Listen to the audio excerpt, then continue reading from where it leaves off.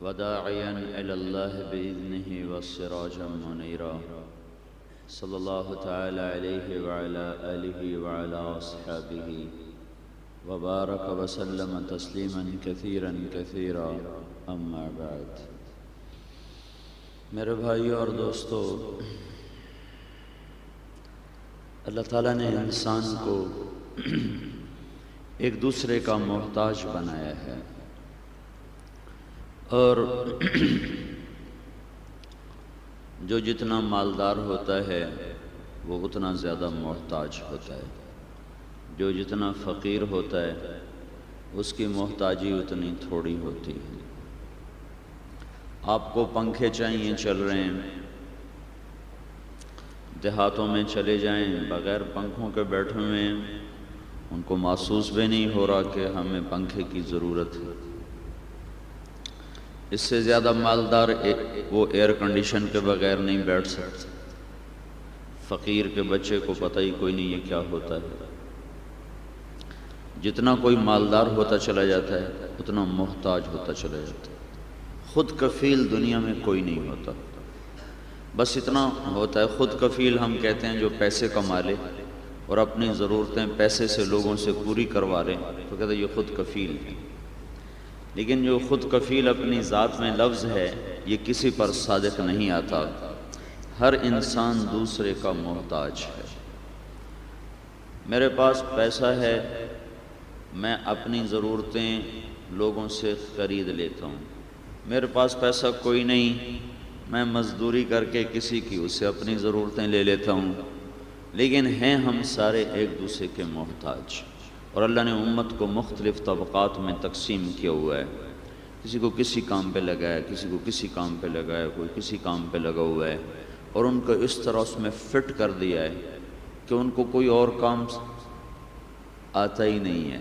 یہ نہیں کہ وہ سیکھ نہیں سکتے، سیکھ سکتے ہیں لیکن نظام ٹوٹ جائے گا. کسائی سے کہو تو کیوں صبح صبح 4 بجے اٹھتا ہے اور بکر منڈی جاتا ہے اور بکرے ڈھونڈ ذبح کر کندھے پہ لاد کے لے آ، پھر سخت سردی میں پانی ڈال رہا ہے بیٹھا ہوا ہے. کوئی اور کام کر لے، کہ مجھے اور کوئی کام آتا نہیں ہے. سبزی والے سے پوچھو بھائی تو کیوں صبح صبح منہ اندھیرے، وہ فیصل آباد سے کتنی دور ہے سبزی منڈی، کیوں بھاگے جا رہے ہو، کوئی اور کام کر لو. وہ کہ مجھے آتا کوئی نہیں. درزی سے کہو بھائی تو سارا دن مشین پہ بیٹھا، تیرے مہرے جڑ جائیں گے آپس میں، تیری کمر جھک جائے گی، تو کوئی اور کام کرو. کہ مجھے آتا کوئی نہیں. یہ اللہ کا نظام ہے. لِيَتَّخِذَ بَعْضُهُمْ بَعْضًا سُخْرِيًّا. اللہ نے اس کی وجہ بتائی کہ میں نے تمہیں ایک دوسرے کا محتاج بنایا ہے اور ایک دوسرے کے ساتھ تمہیں وابستہ کیا ہے تاکہ یہ دنیا کا نظام چل سکے. ہر طبقہ دوسرے طبقے کا محتاج ہے. ایک طبقہ اللہ تعالیٰ نے نبیوں کا بنایا، جن کو اللہ نے انسانوں میں سے منتخب کیا. اللہ یجتبی الیہ من یشاء. انسانوں میں سے اللہ نے بعضوں کو نبوت دے دی. یہ بھی ایک طبقہ ہے جو دنیا میں بڑا چھوٹا طبقہ رہا. 1.25 لاکھ ٹوٹل دنیا میں. 1.25 لاکھ آدم علیہ السلام سے لے کر ہمارے رسول پاک صلی اللہ تعالیٰ علیہ وسلم تک 1,24,000. یہ بھی ایک طبقہ. ان سے بھی لوگوں کی ضرورتیں وابستہ ہیں، اور یہ بھی لوگوں کی ایک ضرورت کا سامان لے کر آئے. اور یہ کائنات کا سب سے عظیم اور سب سے عالی شان طبقہ ہے، اور اللہ کی نظر میں سب سے معزز اور محترم طبقہ ہے. اور اللہ تعالیٰ نے ان کو وہ چیز دی ہے جو ساری دنیا میں کسی کو نہیں دی. جو آدمی گوشت نہیں کھاتا اس کو کوسائی کی ضرورت کوئی نہیں. جو آدمی سلے ہوئے کپڑے نہیں پہنتا اس کو درزی کی ضرورت کوئی نہیں. جو آدمی جبوتی میں رہتا ہے، جبوتی چھوڑو، یہ ہمارے سندھ کے چولستان میں جو رہتا ہے اس کو کسی انجینئر کی ضرورت کوئی نہیں، اس کو کسی مستری کی ضرورت کوئی نہیں، اسے یہ پکی سڑکوں کی ضرورت کوئی نہیں ہے. تو دنیا میں بہت سے طبقات ایسے ہیں جو اگر اپنی ذات میں بھی مگن رہیں تو زندگی گزار جاتے ہیں. نبی رسول یہ ایسی ہستیاں ہیں کہ یہ اگر نہ ہوتے تو دنیا میں انسانوں کو زندگی کا پتہ ہی نہ چلتا. نہ ہمیں پتہ چلا چلتا کہ مجھے پیدا کس نے کیا، نہ ہمیں پتہ چلتا کہ ہم مر کیوں جاتے ہیں، نہ یہ پتہ چلتا کہ دنیا میں آنے کا مقصد کیا ہے۔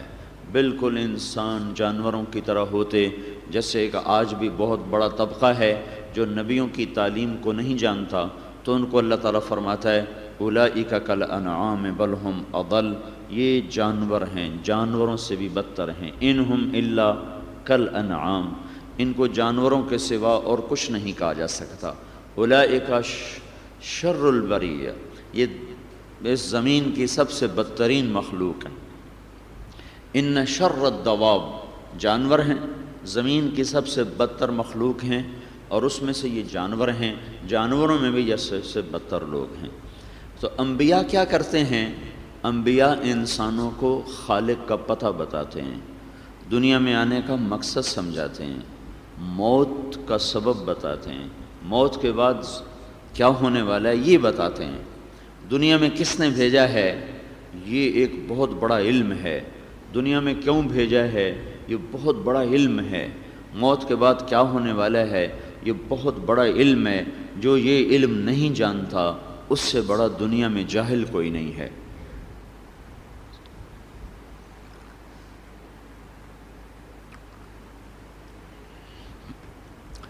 تو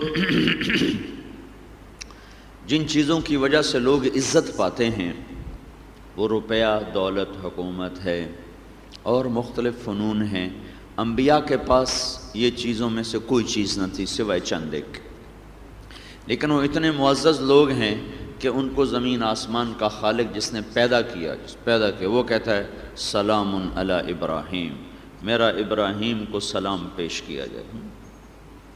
صدر پاکستان کسی کو سلام کرے بڑا خوش ہوتا ہے، مجھے صدر صاحب نے سلام کیا ہے۔ زمین آسمان کا اللہ کہہ رہا ہے سلام علی ابراہیم، ابراہیم کو میرا سلام پیش کیا جائے۔ سلام علی موسیٰ و ہارون، موسیٰ اور ہارون کو میرا سلام پیش کیا جائے۔ سلام علی نوح فی العالمین، ساری دنیا میں سے، اس زمانے کی دنیا میں سے صرف نوح کو میرا سلام پیش کیا جائے۔ سلام علی الیاسین، الیاس کو میرا سلام پیش کیا جائے۔ پھر سارے نبیوں کو اکٹھا کہا وسلام علی المرسلین، سارے نبیوں کو میرا سلام پیش کیا جائے۔ یہ دنیا میں کسی کو عزت نصیب نہیں ہے کہ صمد بے نیاز زمین آسمان کا شہنشاہ اللہ وہ یہ کہے کہ میں تمہیں سلام پیش کرتا ہوں۔ پھر اللہ تعالیٰ نے نہ کسی بادشاہ کو سلام بھیجا، نہ صدر کو، نہ وزیر کو، نہ مالدار کو، نہ کوئی عالی شان کو، نہ عالی نسب کو، نہ عالی حسب کو۔ پھر اللہ تعالیٰ نے کسی بادشاہ سے بات نہیں کی، صدر سے نہیں کی، وزیر سے نہیں کی۔ ذوالقرنین بہت اچھا بادشاہ گزرا ہے، نیک بادشاہ گزرا ہے، اس کو قرآن نے اپنے صفحات میں جگہ دی ہے۔ وَيَسْأَلُونَكَ عَنْ ذِي الْقَرْنَيْنِ سے لے کر پورا ایک رکوع، 1.5 رکوع قرآن پاک نے ذوالقرنین کو قرآن میں جگہ دی ہے، لیکن اللہ تعالیٰ نے نہ اس کو سلام بھیجا ہے نہ اس سے بات کی ہے۔ اور موسیٰ علیہ السلام نبیوں میں اور ساری کائنات میں واحد انسان ہیں جن کو اللہ تعالیٰ نے سب سے پہلے دنیا میں کلام کی عزت بخشی، کہ وہ تو جا رہے تھے آگ لینے اور بیوی کو چھوڑ کر گئے تھے، اس کو درد ہو رہا تھا کہ میں آتا ہوں، راستہ بھی بھول چکے تھے۔ اور وجد علی النار ہدا، ہدا کا لفظ بتاتا ہے راستہ بھول گئے تھے۔ لعلی آتیکم منہا بقبس، قبس چنگاری کو کہتے ہیں، قبس کا لفظ بتاتا ہے کہ رات اندھیری تھی۔ اور لعلکم تصطلون، میں آگ لے کے آتا ہوں پھر مل کر دونوں آگ سیکیں گے۔ یہ تصطلون کا لفظ بتاتا ہے کہ سردی بہت تھی۔ اب بیوی کو درد میں چھوڑا اور آگ کے پیچھے چلے، وہاں پہنچے تو زمانہ ہی کائنات ہی بدل گئی، نظام ہی بدل گیا۔ نودی یا موسیٰ انی انا ربک فاخلع علیک انک بالوادی المقدس طویٰ وانا اخترتک فاستمع لما یوحیٰ، موسیٰ تیرا رب تجھ سے خطاب کر رہا ہے، جوتے اتار دے، بیٹھ کے میری بات سن۔ یہ کتنی عزت کی بات ہے، کھڑے کھڑے بات نہیں کی۔ آپ کہتے ہیں جی میں نے آپ سے ضروری بات کرنی ہے، آپ مجھے ٹائم دیں، یا آپ میرے گھر آ جائیں یا میں آپ کے گھر آ جاؤں، میں نے آپ سے بڑی ضروری بات کرنی، مجھے وقت دیں، میں آپ کے پاس آ جاتا ہوں یا آپ میرے پاس آ جائیں۔ تو یہ اللہ تعالیٰ کیا کہہ رہا ہے کہ موسیٰ میں تیرا رب تجھ سے مخاطب ہوں، میں نے تجھ سے بڑی ضروری بات کرنی ہے، جوتے اتار دے، آرام سے بیٹھ، تاکہ تیری میری تسلی سے بات ہو سکے۔ کتنی بڑی عزت ہے جو زمین پہ بسنے والے ایک انسان کو اللہ دے رہا ہے۔ یہ وہ عزتیں ہیں جن کو آج کی دنیا عزت نہیں سمجھتی۔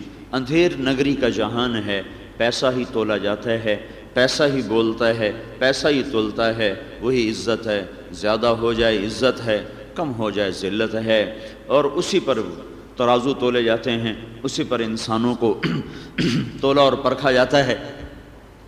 تو موسیٰ علیہ السلام کو اللہ کہا میں تیرا رب تجھ سے خطاب کر رہا ہوں۔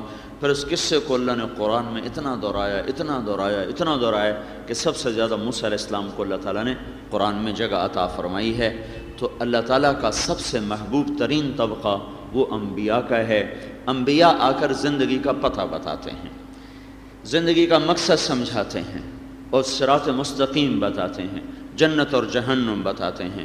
وہ نہ ہوتے تو ساری دنیا ہی ہلاک ہوتی۔ اب کچھ تو ہیں جو اس کو جانتے بھی ہیں، مانتے بھی ہیں۔ اگر آپ کی آمد نہ ہوتی، انبیاء کی آمد نہ ہوتی، ساری دنیا ہلاکت کے کھڈے میں تھی۔ اللہ نے سب سے آخر میں حضرت محمد صلی اللہ تعالی علیہ وسلم کو بھیج کر سارے عالم، سارے انسان، سارے زمانوں کی ہدایت کا سامان پیدا فرمایا۔ تبارک الذی نزل الفرقان علی عبدہ لیکون للعالمین نذیرا۔ پہلے امتوں کے لیے ہر رسول، ہر نبی، ہر قوم، ہر علاقہ، ہر ملک کے لیے الگ الگ نبی آتا تھا۔ لکل قوم ہاد ام من امت الا خلا فیہا نذیر۔ لیکن جب اللہ تعالیٰ نے حضرت محمد صلی اللہ علیہ وسلم کو بھیجا تو اللہ تعالیٰ نے قانون بدلا اور یہ اعلان فرمایا، قل یا ایھا الناس انی رسول اللہ الیکم جمیعا۔ اب آپ ان کو بتا دیں کہ میں ساری دنیا کا رسول ہوں۔ اب جنات ہوں، اب انسان ہوں، عرب عجم، کالے گورے ہوں، سب کے لیے اللہ نے مجھے رسول بنا کر بھیجا ہے۔ اور اللہ تعالیٰ نے اعلان کیا، تبارک الذی نزل الفرقان علی عبدہ لیکون للعالمین نذیرا۔ میرا جو نبی ہے تمام عالموں کے لیے، تمام عالمین کے لیے اب یہ رسول بن کر آیا ہے۔ اب اس کی رسالت کے بعد کسی بھی بر اعظم کے انسانوں کو نیا رسول نہیں بھیجا جائے گا۔ یہی ہے جو ساری دنیا کے انسانوں کو پیغام حق پہنچائے گا۔ تو آپ کی آمد ساری دنیا کے انسانوں کے لیے رحمت۔ لقد من اللہ علی المؤمنین اذ بعث فیہم رسولا۔ اللہ تعالیٰ نے یہ لفظ صرف اللہ کے نبی کے ساتھ، اپنے محبوب صلی اللہ تعالی علیہ وسلم کے ساتھ استعمال فرمایا کہ میں نے تم پر احسان کیا کہ میں نے تمہارے اندر ایک رسول بھیجا ہے۔ لقد من اللہ، میں نے احسان کیا ایمان والوں پر۔ من، احسان، ایک من کا مطلب اور بھی ہے، من میٹھے کو بھی کہتے ہیں۔ فَأَنزَلْنَا عَلَيْكُمُ الْمَنَّ وَالسَّلْوَىٰ، ہم نے تم پر اتارا میٹھے کو اور نمکین کو۔ من ایک مٹھائی تھی، یہ رس گلوں کی طرح سفید سفید، وہ زمین پر اترتی تھی، ریت میں رہتے تھے، وہ خراب نہیں ہوتی تھی، اس کو اٹھا کر جھاڑ کے کھا لیتے تھے۔ کہ اللہ تعالیٰ سے انہوں نے موسیٰ علیہ السلام سے مانگا کہ ہمارا کھا کھا کے منہ خراب ہو جاتا ہے، ہمیں میٹھا بھی دو۔ تو اللہ تعالیٰ نے میٹھا اتارا، نمکین اتارا، اور ایک روایت میں آتا ہے کہ وہاں جو درخت ان کے پتوں پر میٹھا رس لگ جاتا تھا، اسے اتار کے وہ چاٹ کے کھا لیتے تھے۔ تو من میٹھے کو بھی کہتے ہیں۔ تو لفظ جو مننا ہے، مننا یا منو، یہ اپنے اندر مٹھاس کا معنی بھی رکھتا ہے۔ تو اس کا ایک مطلب یہ بھی ہے کہ اے ایمان والو، میں نے تمہارے منہ میٹھے کر دیے جب میں نے اپنا محبوب تمہارے اندر بھیجا۔ جب آدمی خوش ہوتا ہے تو مٹھائی کھلاتا ہے نا۔ نکاح کے اوپر کیا ہوتا ہے؟ چھوارے کھلاتے ہیں۔ بیٹا پیدا ہو مٹھائی کھلائی جاتی ہے، بیٹا پیدا ہو لڈو کھلائے جاتے ہیں، گھر بناؤ مٹھائی تقسیم ہوتی ہے، کوئی بیٹا کامیاب ہو جائے، پاس ہو جائے، مٹھائی تقسیم ہوتی ہے۔ ہر خوشی کے موقع پر مٹھائی تقسیم کی جاتی ہے۔ کوئی پکوڑے تو نہیں تقسیم کرتا نا؟ کبھی نکاح میں پکوڑے کھائے؟ شورے کھاتے ہیں، میٹھے بادام کھلائے جاتے ہیں۔ خوشی کے لیے مٹھاس علامت ہے۔ تو اے ایمان والو، میں نے تمہارے منہ میٹھے کر دیا، میں نے تمہارے اندر مٹھاس کو بھر دیا۔ کب؟ جب میں نے اپنے محبوب صلی اللہ تعالی علیہ وسلم کو تمہارے پاس بھیجا۔ تو تمہارے منہ کیا میٹھے ہونے تھے؟ مٹھاس تمہاری روحوں میں۔ علی المؤمنین، علی کا مطلب ہے کہ اللہ نے تمہیں شہد میں ڈبو دیا، مٹھائی میں ڈبو دیا، صرف کھانا نہیں، تمہارے رگ رگ میں، روئیں میں اللہ تعالیٰ نے مٹھاس اتار دی، میٹھا اتار دیا، شہد اتار دیا۔ ساری دنیا کی مٹھاس صرف زبان تک ہے، اور تمہارے محبوب کی مٹھاس سر سے لے کر تمہارے پاؤں تک، روئیں روئیں اور رونگٹے رونگٹے کھال بال میں وہاں سے اترتی ہوئی یہ مٹھاس تمہاری روحوں میں اتر گئی ہے۔ اللہ نے تم پر اتنا بڑا احسان کیا اور اتنا بڑا رسول بھیجا ہے جس نے تمہارے رگ رگ میں مٹھاس کو دوڑا دیا ہے اور خوشیوں سے تمہیں بھر دیا ہے۔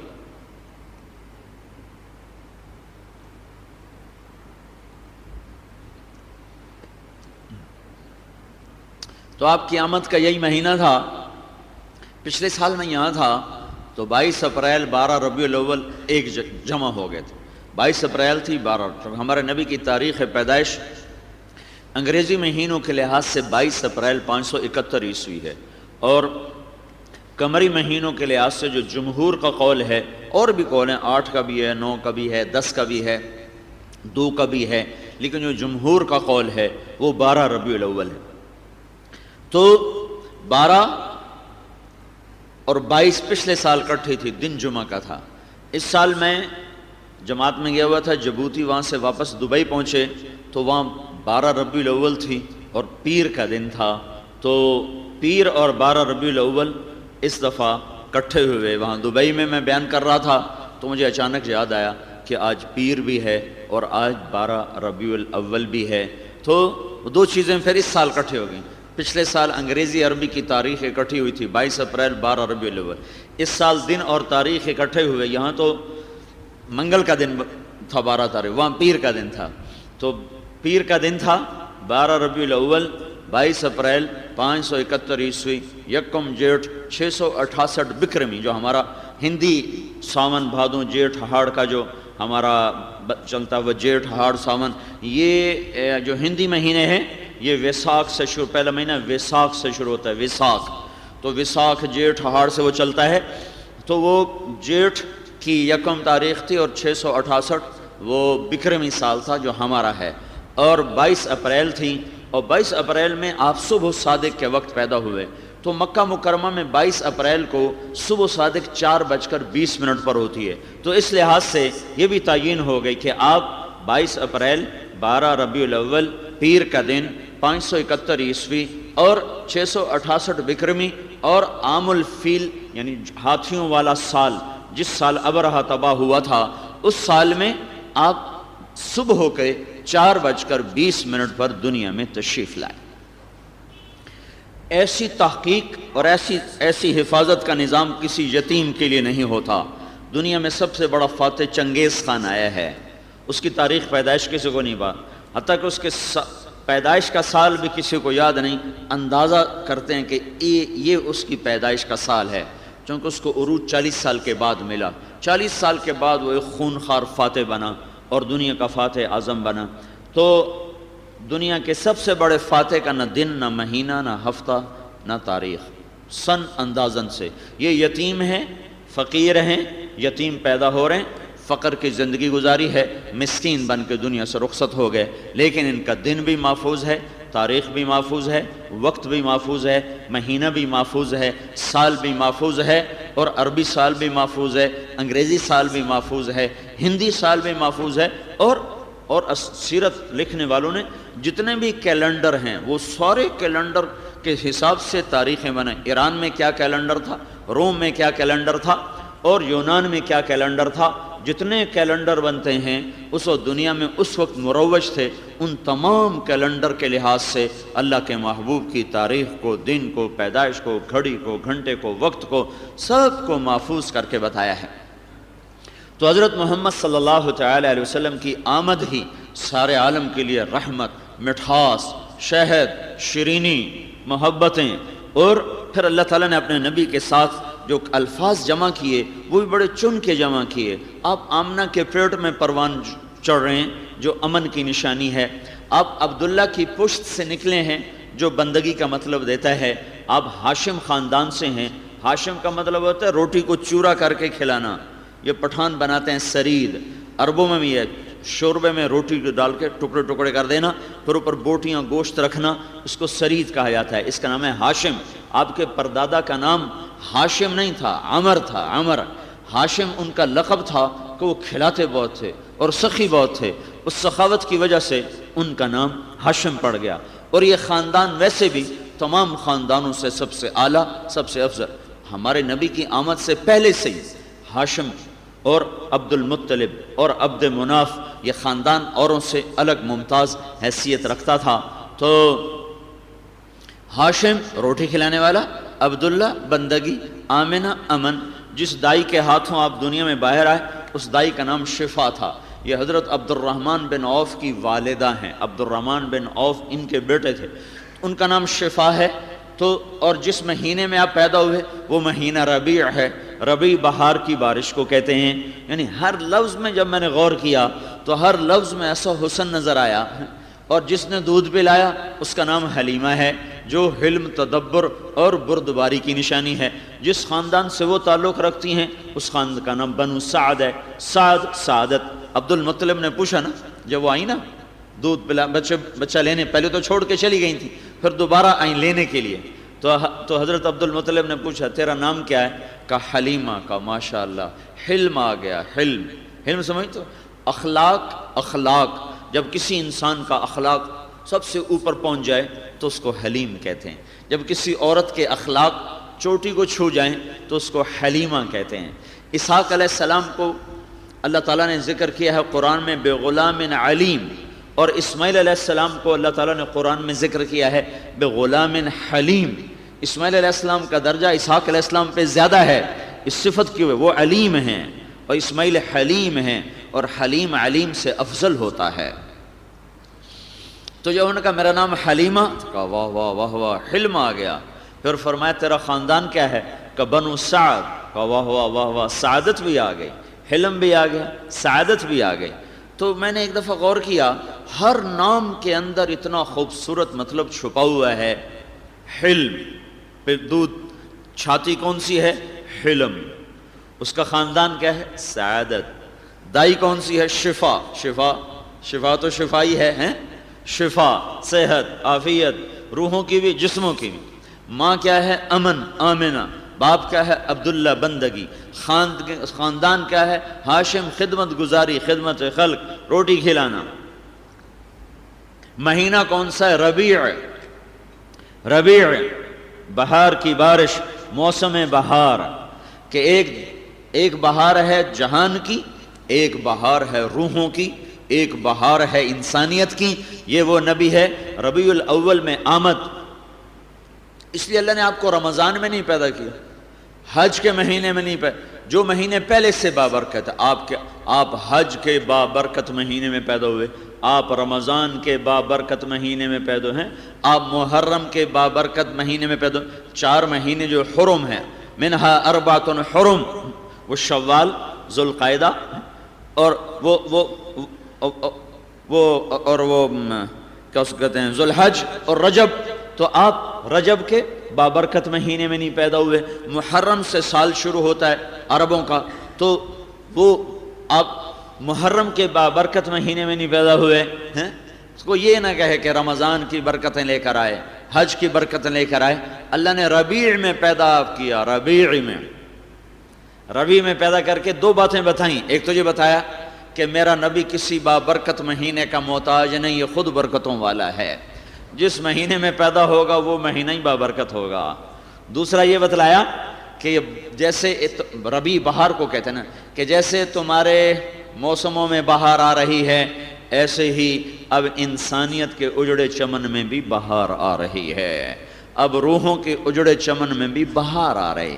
جیسے آسمان کی بارش سے زمین دھلتی ہے، یہ وہ بارش ہے جو دلوں کو دھو دے گی۔ جیسے آسمان کی بارش سے پتے دھل جاتے ہیں، یہ وہ بارش ہے جو تمہارے اندر کے چمن کو دھو دے گی۔ تمہارے اندر کے اجڑے چمن کا علاج، تمہارے اندر کے اجڑے وادیوں کا علاج، تمہارے اندر کی خشک وادیوں کا پانی، تمہارے اندھیروں کی روشنی، تمہارے پتھر دلوں کے لیے پانی کا سامان ہو گیا، ہدایت کا سامان ہو گیا۔ تو اللہ تعالیٰ نے حضرت محمد صلی اللہ علیہ وسلم کے ساتھ ہر نام ایسے لگایا، پھر آپ کو دین عطا فرمایا، اس کا نام اسلام۔ اسلام، ان الدین عند اللہ الاسلام۔ لفظ اسلام کسی امت کو نہیں ملا، صرف ہمیں ملا ہے۔ هو سماکم المسلمین، هو سماکم المسلمین۔ سما نفسہ السلام وسما امتی المسلمین، اللہ نے اپنا نام سلام رکھا، میری امت کا نام مسلمین رکھا۔ سما نفسہ المومن وسما امتی المؤمنین، اللہ نے اپنا نام مومن رکھا، میری امت کا نام مومنین رکھا۔ پہلی امتوں کو یا اہل الکتاب، پہلی امتوں کو یا ایھا الذین ہادوا یا اہل الکتاب، اس امت کو یا ایھا الذین آمنوا، اے ایمان والو۔ تو اسلام سلامتی، ایمان امن، اسلام سلامتی، ایمان امن، ہر طرف سلامتی امن، ہر طرف محبت، ہر طرف الفت، ہر طرف بہار ہی بہار۔ جو نبی اتنے خوبصورت معنی لے کر آیا ہو، اتنے خوبصورت معنی لے کر آیا ہو،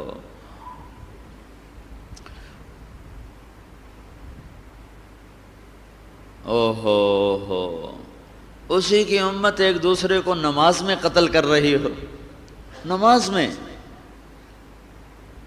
نماز، اور پولیس آئی کھڑی ہو کہ جناب جمعے کی نماز ہے، پہرا دو۔ یہ پولیس کا کام ہے پہرے دینا، مسجدوں کے پہرے دینا پولیس کا کام ہے۔ وہ چوروں کے پیچھے بھاگیں کہ ہماری مسجدوں کی راکھی کریں۔ یہ اس امت کا اندھیر پن ہے۔ آئے ہائے، عرب جو تھے نا، عرب کتنے خونخوار تھے کہ ان کی گھٹی میں تھا، ان کے لیے جنگ امن برابر تھا، موت زندگی برابر۔ اگر تم عرب جاہلیت کی تاریخ پڑھو تو حیرت ہوتی کیسے انسان تھا۔ ایک ایک واقعہ ایسا ہے کہ ماننے کو جی نہیں چاہتا، کیا ایسا کرتے تھے؟ ایسا ہی کرتے تھے، ایسا ہی کرتے تھے۔ اور وہ بھی اتنی انسانیت ان کے اندر تھی کہ کسی کے گھر میں گھس کر اس کو قتل نہیں کرتے تھے، اس کے باہر نکلنے کا انتظار کرتے تھے، اور سوئے ہوئے کو قتل نہیں کرتے تھے، اٹھاتے تھے۔ دیکھتے نہیں مشہور واقعہ ہے، ہمارے نبی پاک صلی اللہ علیہ وسلم ایک غزوے سے واپس آ رہے ہیں، ایک سایہ دار درخت کے نیچے آپ سو گئے، تلوار درخت پہ لٹکا دی، ایک بدو آیا، تلوار کھینچی اور وار نہیں کیا۔ اب تو کام آسان تھا، سوتے میں وار کرے، وار نہیں کیا، تلوار کی نوک سے اٹھایا ہے کہ عرب کی غیرت کے خلاف ہے کہ سوتے پر وار کرے۔ اٹھا کے کہنے لگا اب بتا تجھے کون بچائے گا؟ تم مجھ سے ڈر رہے ہو؟ آپ نے کہا بالکل نہیں۔ آپ مسکرا رہے ہیں، تمہیں ڈر نہیں لگ رہا؟ جب آپ ہنسے تو کہنا تمہیں ڈر نہیں لگ رہا؟ آپ نے کہا بالکل نہیں۔ کہا تمہیں کون بچائے گا؟ کہا اللہ۔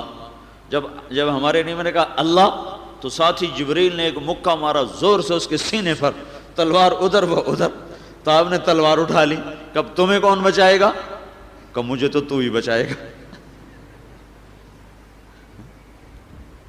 اسے پورا موقع حاصل ہے کہ وہ وار کر جائے، اس نے وار نہیں کیا، اٹھایا ہے۔ یہ ایک کافر کی انسانیت تھی۔ نماز کے اندر چیتھڑے اڑا دینا، جو نماز میں شہید ہو گئے وہ تو مبارک ہیں، انہیں اور کیا چاہیے؟ اور کیا چاہیے؟ من کان آخر کلامہ لا الہ الا اللہ دخل الجنہ، اللہ کے نبی کا فرمان ہے جو مرتے ہوئے کہے گا لا الہ الا اللہ وہ گیا جنت میں۔ جس کا آخری بولا یہ اللہ کی طاقت سے ہوتا ہے، اس کو کوئی یاد بھی کرائے تو نہیں ہو سکتا۔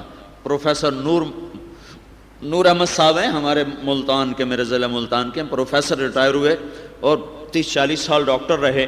وہ فرما رہے تھے کہ میری میڈیکل زندگی میں 100 آدمی میرے سامنے مرے ہیں، ہاسپٹل میں، نشتر میں رہے ساری زندگی، پہلے بہاولپور میں تھے پھر نشتر میں آگے، وہاں سے ریٹائر ہوئے۔ فرما رہے تھے 100 آدمیوں کو میں نے اپنے سامنے مرتے دیکھا، ان میں سے صرف 2 نے کلمہ پڑھا، 98 کوئی کا ایک تو گانا گا رہا تھا، گانا گاتے گاتے مر گیا، بھاؤ پوچھتے پوچھتے مر گئے، لین دین کی باتیں کرتے کرتے مر گئے، صرف 2 آدمیوں نے کلمہ پڑھا۔ تو اس وقت کلمہ کوئی اپنی طاقت سے نہیں پڑھ سکتا، آسمان والا زبان کو حکم دیتا ہے، وہ جاری ہو جاتی ہے۔ علامہ قرطبی نے واقعہ لکھا ہے کہ ایک دکاندار صبح آ کے دکان کا ترازو توڑ دیا، پڑوسی نے پوچھا کیوں توڑا ہے؟ ان کا میرا پڑوسی مر رہا تھا تو ہم اس کو کہہ رہے تھے کلمہ پڑھو، کہتا نہیں پڑھا جاتا، پڑھا نہیں جا رہا، ساری باتیں کر رہا ہے، کلمہ کا نہیں پڑھ سکتا ہوں۔ کیوں نہیں پڑھ سکتے ہو؟ کہ میری جو دکان کا ترازو تھا جس سے میں سودے تولا کرتا تھا، اس دکان کا جو کانٹا تھا وہ جو ڈنڈی مارتا تھا، ڈنڈی کہ وہ کانٹا میرے حلق میں چبھا ہوا ہے، مجھے کلمہ نہیں پڑھنے دے رہا۔ تو اگر یہ جو کپڑے والے میٹر گز کو میٹر بنا کے بیٹھے ہوئے ہیں اور یہ ترازو والے ترازو کو غلط لے کر بیٹھے ہوئے ہیں، اگر مرتے ہوئے ان کے حلق میں یہ کانٹا چبھ گیا اور کلمہ نہ پڑھا گیا تو یہ ڈنڈی مار کے کتنے پیسے بچا لیں گے؟ ساری دنیا ڈنڈی مار کے جمع کر لیں، لیکن موت کلمے کے بغیر گئی تو ہائے ہائے ہائے ہائے کیا لے کر گئے، کیا لے کر گئے۔ کبھی حرام کھا کے بھی کوئی نسل پروان چڑھی، حرام کے پیسے سے بھی کبھی گھر میں بہار آئی۔ اگر اللہ سویا ہوا نہیں ہے، اور میرے رب کی قسم وہ کبھی نہیں سوتا، تو یاد رکھو حرام پیسہ جس گھر میں جائے گا اس کی بہاریں روٹھ جائیں گی، وہاں مصیبتیں ڈیرے ڈالیں گی، دکھ نکل نہیں سکے گا۔ جس گھر میں حلال پیسہ جائے گا وہاں خزاں کا گزر بھی نہ ہوگا، وہاں بہار ہی بہار ہوگی۔ وہ روکھی روٹی میں بھی بہار دیکھیں گے، ان کے گھر میں بجلی کے بل کے پیسے نہیں ہوں گے اور بجلی کٹ جائے گی، اندھیر گھر میں بھی روشن چراغ ہوں گے، سورج چمکیں گے ان کے گھروں میں۔ لگام اللہ کے ہاتھ میں ہے، اس نے کسی کے ہاتھ میں لگام نہیں دی۔ ان کا وہ ترازو کا کانٹا میرے گلے میں چبھ گیا، مجھ سے کلمہ نہیں پڑھا جا رہا۔ کتنے بچائے تھے اس نے جو آج کلمے سے خالی جا رہا ہے۔ جس کا آخری کلام لا الہ الا اللہ، وہ جنت میں، اور جو نماز میں شہید ہوا وہ کہاں جائے گا؟ وہ تو جنت الفردوس میں جائے گا۔ ہم توقع ہی رکھتے ہیں، دعویٰ تو کسی کے بارے میں نہیں کیا جا سکتا، دعویٰ صرف صحابہ کے بارے میں ہے۔ جس نے اللہ کے نبی کی صحبت اٹھائی اس کے بارے میں دعویٰ ہے، وَكُلًّا وَعَدَ اللَّهُ الْحُسْنَى، کہ خود رب نے کہہ دیا کہ اے میرے محبوب تیرے تمام صحابہ کے لیے میں نے جنت کا وعدہ کر دیا، سب جنتی ہیں۔ باقیوں کے بارے میں ہم اللہ سے امید رکھتے ہیں۔ جس کو اللہ نماز میں اٹھا رہا ہے اس کو جنت میں پہنچانا ہی تھا تو رکوع میں اٹھایا، قیام میں اٹھایا، سجدے میں اٹھایا، اس کو یہ حالت میں پہنچایا اس لیے تھا کہ وہ جنت میں لے جانا چاہتا تھا۔ لیکن میں تو قربان جاؤں انہوں نے جنہوں نے نماز کے وقت میں خون کی ہولی کھیلی، اور ان کی قسمت پہ رشک کرو، ان کی قسمت پہ رشک کرو، یہی آخری پل تھا ان کی سانس ختم ہونے کا۔ یہ بم نہ بھی پھٹتا انہوں نے مر ہی جانا تھا۔ لَكُمْ مِيعَادُ يَوْمٍ لَا تَسْتَأْخِرُونَ عَنْهُ سَاعَةً وَلَا تَسْتَقْدِمُونَ، تمہارے لیے ایک پل طے ہو چکا ہے، نہ وہ آگے ہوتا ہے نہ وہ پیچھے ہوتا ہے، اسی وقت میں آتا ہے جو وقت اللہ نے لکھا ہے۔ لیکن نصیب ہیں ان کے جو نماز کی حالت میں اللہ کے پاس چلے گئے۔ اور ہائے ہائے ہائے ہائے، آنسو کہاں سے لائیں ان کے لیے جنہوں نے نماز کے وقت میں خون کی ہولی کھیلی۔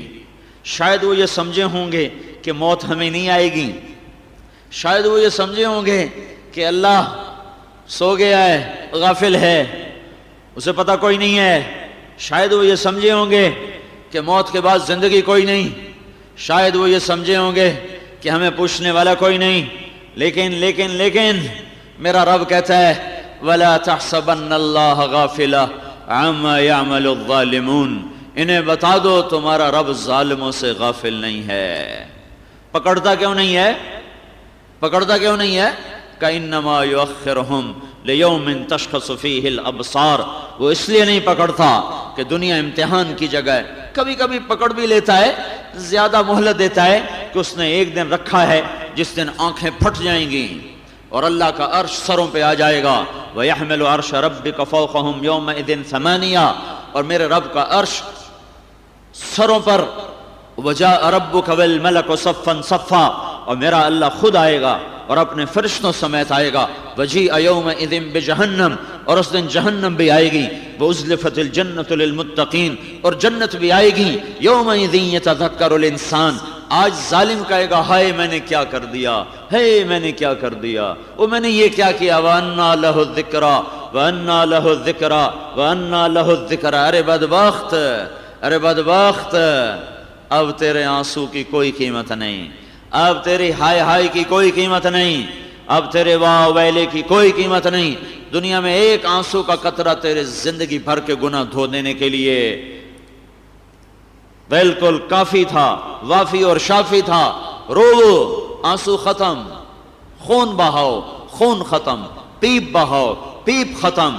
نہیں نہیں نہیں نہیں، سواء علینا اجزینا ام صبرنا ما لنا من محیص. اب تمہارے لیے کوئی نجات کا راستہ نہیں، چاہے تم صبر کرو یا واویلا کرو. میرے بھائیو، سب کو ضرورت ہے اللہ کے دربار میں استغفار کرنے کی، رونے دھونے. اللہ روٹھا ہوا ہے، یہ بیچاری حکومت کہاں کہاں پہرے دے، یہ پولیس کہاں کہاں کافی ہو. آج کے ہتھ کنڈے ایسے ہیں کہ کوئی بھی اس میں، ہر طاقتور سے طاقتور لوگ بھی بے بس ہیں. حکومتوں سے گلہ چھوڑ دو اور پولیس پہ توقع چھوڑ دو.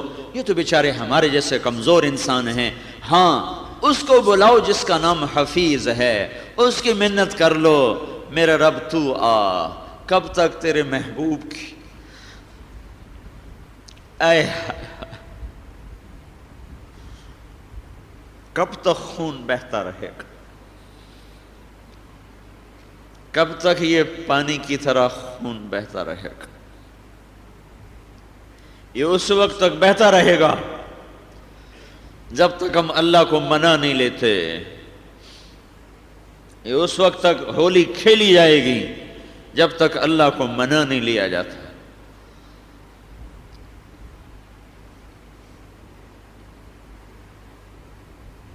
چور کے ہاتھ کٹنے پر اللہ کا نبی رویا تھا. چور کوئی معاشرے کا معزز آدمی تو نہیں ہوتا، کوئی محترم آدمی تو نہیں ہوتا، کوئی باوقار باعزت تو نہیں ہوتا، لیکن تمہارے میرے نبی کی چور سے بھی یہ محبت تھی کہ اس کا کٹا ہاتھ اور بہتا خون دیکھ کر آپ اپنے آنسو نہ روک سکے. اور جو لے کر پکڑ کے لایا تھا نا، آپ نے اس سے کہا اب تیرا کلیجہ ٹھنڈا ہو گیا؟ کیسا دکھ ہے، اب تیرا کلیجہ ٹھنڈا ہو گیا؟ تو کہنے لگا تو آپ نہ ہاتھ کاٹتے. کہ شریعت کوئی محمد کی ہے کہ نہ کاٹتا، شریعت تو رب محمد کی ہے. میرے رب کا حکم ہے، میں کیسے تبدیلی؟ تمہیں کیوں نہ عقل آئی؟ تم پہلے وہیں بیٹھ کے توبہ کروا لیتے، میرے پاس لائے کیوں تھے؟ اور وہیں اس سے توبہ کروا لیتے. اور جن کے چہروں پہ خوبصورت داڑیاں ہوں، سروں پہ پگڑیاں ہوں اور ان کی گردنیں اڑ جائیں تو تمہارے نبی کو کتنا دکھ ہوگا. یہ حکومتیں کچھ نہیں کر سکتی. ان کا حکومت کا نام حفیظ نہیں ہے، پولیس کا نام حفیظ نہیں ہے، پولیس کا نام مہیمن نہیں ہے، فوج کا نام مہیمن نہیں ہے. اللہ کا نام ہے مہیمن، نگہبان. نگہبان. اللہ کا نام ہے حفیظ، حفاظت کرنے والا، حفاظت کرنے والا. یہ حکومت کا نام رقیب نہیں ہے، پولیس کا نام رقیب نہیں ہے. میرے اللہ کا نام رقیب ہے، پہرا دینے والا، پہرا دینے والا. مکڑی کے جالے سے بچا کے دکھایا. بڑا غار ہے اور بڑا اس کا منہ ہے، 2-4 ہاتھ غار ہے، اور سارے قریش مکہ غار پر پہنچے ہوئے ہیں. قبل اس کے کہ وہ غار پر پہنچیں، ایک بیل ابھری اور اس نے شاخوں کو پھیلایا اور مکڑیاں آئیں اور انہیں جالے کو تنا. پر جالا ہی تو تنا ہے، کوئی آگے پتھر تو نہیں لگایا، تو جالے کے پار کیا نظر نہیں آتا. کھوجی نے کہا پاؤں کے نشان یہاں ختم. امیہ بن خلف نے کہا بدھو بے وقوف آدمی کہاں لے کے آ گئے؟ یہ جالا محمد صلی اللہ علیہ وسلم، یہ جالا ان کی پیدائش سے بھی پہلے کا لگا ہوا ہے، تو ہمیں کہاں لے کے آ گیا ہے؟ اور آپ سامنے بیٹھے ہوئے ہیں اور ابوبکر گھبرا رہے ہیں، یا رسول اللہ وہ آ گئے، وہ دیکھ لیں گے، پکڑے جائیں گے، مجھے اپنی جان کا نہیں، مجھے آپ کا غم ہے. کہ ابوبکر ما ظنک باثنین اللہ ثالثہما. ابوبکر کیوں غم کرتا ہے؟ ہم وہ دو نہیں ہیں جن کا تیسرا کوئی انسان ہو، ہم وہ دو ہیں جن کا تیسرا اللہ ہے، جن کا تیسرا اللہ ہے. غم نہ کر، یہ اندھے ہو چکے ہیں، نہیں دیکھ سکتے.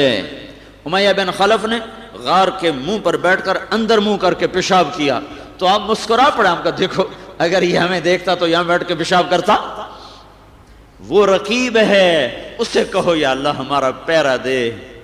خون بہتے بہتے، گردنیں کٹتے کٹتے تیرے محبوب کی امت بے حال ہو گئی ہے، وہ حفیظ ہے، اس سے کہو یا اللہ ہماری حفاظت فرما۔ ہمارے حکمران تو خود پیروں میں نکلتے ہیں، اب تم خود سوچو نا، ہم یہ کیسی دیوانگی ہے کہ حکومت سے کہتے ہیں ہماری حفاظت کرو، وہ پاگل تو خود پیرے میں چلتے ہیں، آگے پولیس، پیچھے پولیس، دائیں پولیس، بائیں پولیس، اوپر چھتوں پہ پولیس، ان سے کہہ رہے ہیں جناب ہماری حفاظت کرو۔ یہ تو خود بیچارے ڈرے ہوئے ہیں، یہ تو خود غیر محفوظ ہیں، یہ ہماری حفاظت کیا کریں، یہ تو خود سہمے ہوئے، یہ ہمیں امن کیسے دیں گے؟ اس کو بلاؤ امن کے لیے جس کا نام مومن ہے، وہ آنے کو تیار ہے۔ اس کا روٹھا ہوا انداز وہ نہیں کہ وہ مانے نہیں، مطلب مجھے مناؤ میں تیار ہوں، اور ماننے کے لیے کوئی ناک لکیر نہیں لگوا تھا، کہتا با تم کہہ دو یا اللہ میری توبہ میں راضی، میری توبہ میں راضی، تم میرے محبوب کے طریقے میں ڈھل کے آ جاؤ، میں تمہیں اپنا بنا لوں گا۔ اپنے محبوب کی زندگی اپناؤ، اپنے محبوب کا طریقہ اپناؤ، اس کے کام کو اپنا کام بناؤ، تو راضی وہ خوش۔ جب زنا کی کثرت ہوتی ہے تو خون بہنے لگتا ہے، خون کے بہنے کا تعلق زنا کے ساتھ ہے۔ جب زنا عام ہوتا ہے خون سستا ہو جاتا ہے۔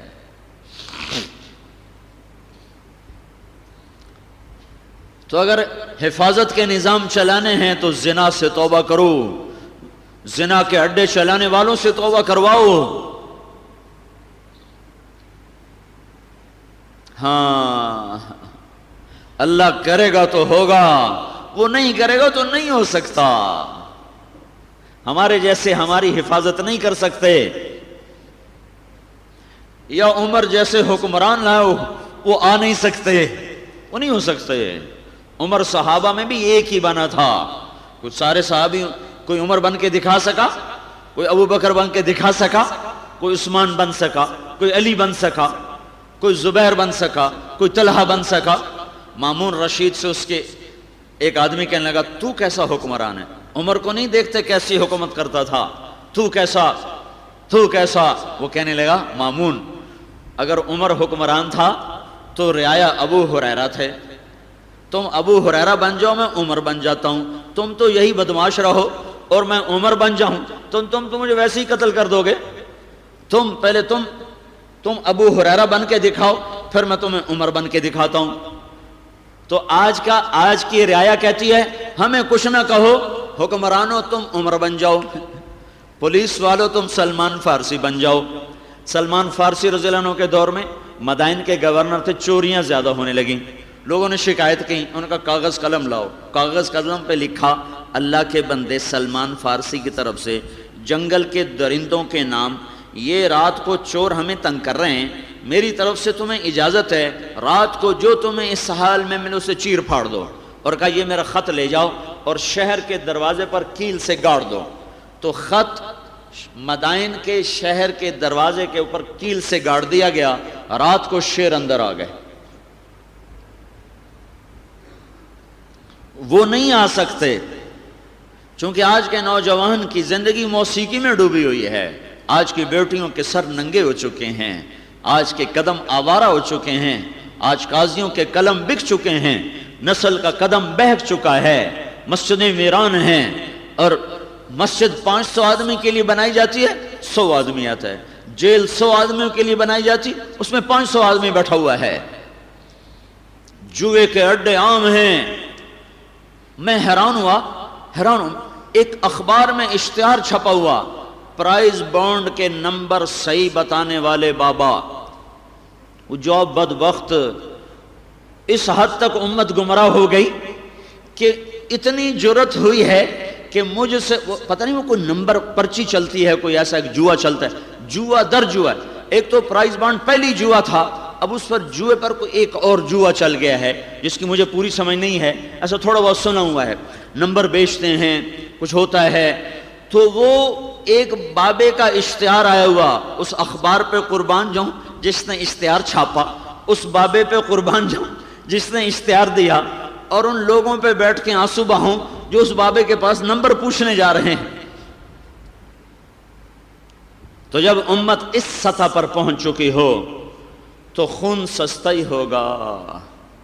مسجدیں ویران ہوں، رقص گاہیں آباد ہوں، گانے والیاں معزز ہوں، ہر گاڑی میں موسیقی کی دھن دھناہٹ ہو، اور میں اپنی اولاد سے سہمی ہوئی ہوں، اور سر عام جوے کی دکانیں کھلی ہوئی ہوں، اور شراب بنانے والا بھی مسلمان ہو، بیچنے والا بھی مسلمان ہو، پینے والا بھی مسلمان ہو، بدن کی نمائش کرنے والی بھی مسلمان ہو، دیکھنے والا بھی مسلمان ہو، خون سستا ہو جائے گا۔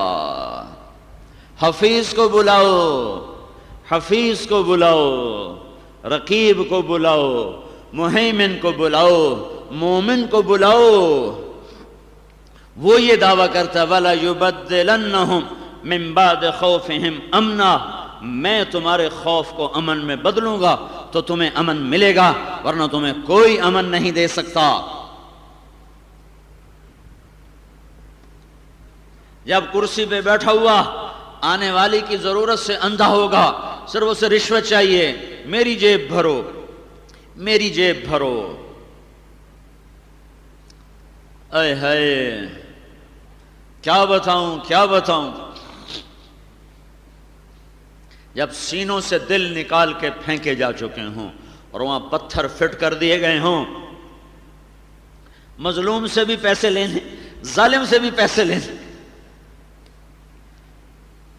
جب مقتول کی ماں کنگن بیچ کے صرف درخواست لکھانے کے لیے بھی وہ کنگن بیچنے پر مجبور ہو، اور مقتول کے وارث قاتل کو سزا دلانے کے لیے گھر بیچنے پر آ چکے ہوں، اس دیش میں کیا ہوگا؟ یہی ہوگا جو ہو رہا ہے۔ اور جس کام سے یہ سب کچھ ختم ہوتا ہے وہ دعوت ہے۔ ہر مسلمان تمہیں کتنا ہی گندا نظر آئے، اسے تھوڑی بات کر کے دیکھو، تھوڑی بات کر کے دیکھو، اسے تھوڑا سمجھا کے دیکھو۔ یہ تیرا اور یہ وانا، یہاں کوئی اپنی موت نہیں مرتا تھا، سب قتل سے مرتے تھے۔ کوئی ہزاروں میں ایک آدمی اپنی موت مرتا تھا، سب قتل سے مرتے تھے۔ تبلیغ کا کام داخل ہوا اور ان کو بھی دعوت دی، ان کو بھی دعوت دی، ان سے بھی بات کی، ان سے بھی بات کی۔ وہ خونخوار قبائل جہاں مار دینا کوئی کام نہیں تھا، آج وہاں قتل کی فضا ختم ہو گئی ہے۔ 100 میں 10%، 90% بغیر حکومت کے کنٹرول کے، بغیر حکومت کی طاقت کے 90% خونخوار انسان وہ اللہ کے بندے بن گئے اور اللہ سے ڈرنے والے بن گئے اور ایک دوسرے کو معاف کرنے والے بن گئے۔ فَأَصْبَحْتُمْ بِنِعْمَتِهِ إِخْوَانًا۔ اس وقت ساری امت کے غموں کا مرہم ہے میرے نبی کا کام۔ وہ آئے تھے بہار لے کر، وہ آئے تھے دین لے کر اور دین کی دعوت لے کر، وہ چھوڑ دیا ہے، وہ چھوڑ دیا ہے۔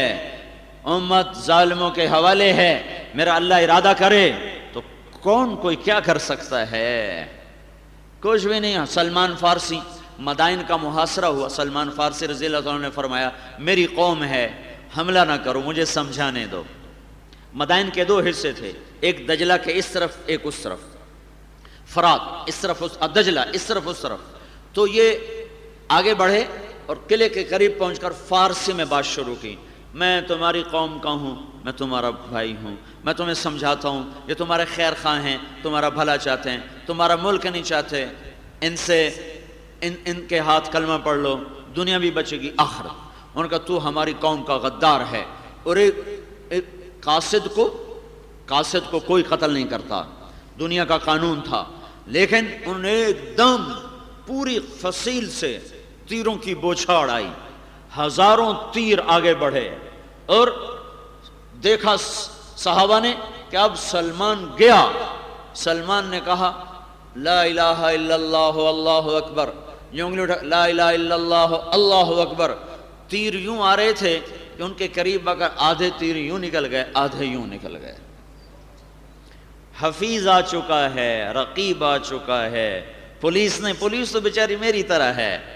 پھر ہماری پولیس بیچاری کیا کرے؟ تھکے ہوئے ہتھیار، پرانی گاڑیاں، وہ کیا کریں؟ تھوڑی تھوڑی تنخواہیں، وہ سارے دن کی ڈیوٹیاں، پھر گالیاں بھی سارا دن کھاتے ہیں۔ پھر انہیں دوسرا وار کیا، دوبارہ تیر مارے، تو وہ سلمان پیچھے ہٹ رہے تھے، پھر جب تیر آئے تو پھر کہا لا الہ الا اللہ اللہ اکبر، یوں کیا ہے انگلی کے اشارے سے، تو آنے والے تیروں کی بوچھار دو حصوں میں تقسیم ہو گئی، آدھے ادھر ہو گئے آدھے ادھر ہو گئے، سلمان سلامت۔ پھر انہیں تیسری دفعہ تیر مارے اور تیسری دفعہ بھی انہوں نے لا الہ الا اللہ اللہ اکبر، آدھے تیر ادھر ہو گئے آدھے ادھر ہو گئے۔ پھر چوتھی دفعہ انہوں نے خود ہی نہیں ماروں کہ ہمارے تو تیر ہی ضائع ہو رہے ہیں، اور وہ آہستہ آہستہ پیچھے آئے۔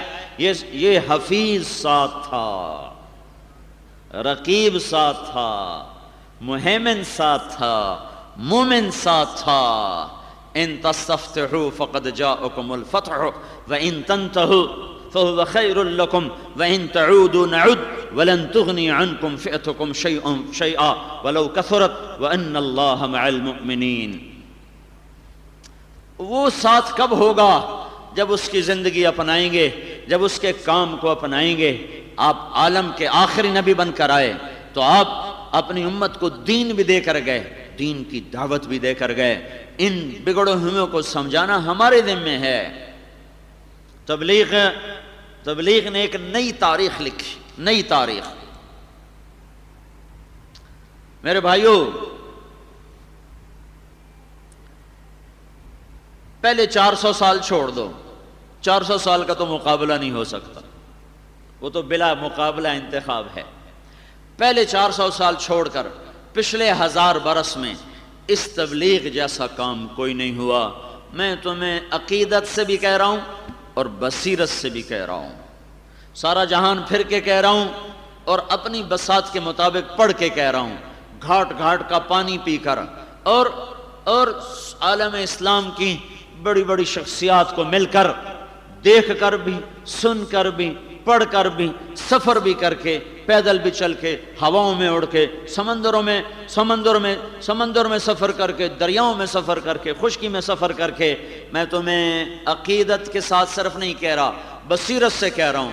اپنے ایمان کو بچانا ہے تو تبلیغ میں لگو، امت کو ہلاکتوں سے نکالنا ہے تو اس تبلیغ کے کام کو زندہ کرو۔ یہ علاج ہے، یہ مرہم ہے، یہ پھمبا ہے، یہ واحد علاج ہے، اس وقت واحد علاج ہے۔ میں 10 مدرسے چلاتا ہوں، مدرسے اس درد کا درما نہیں ہے، اس درد کا درما نہیں ہے۔ میرے پاس کئی بزرگوں کی نسبت ہے، خانقاہیں آج کے درد کا علاج نہیں ہے۔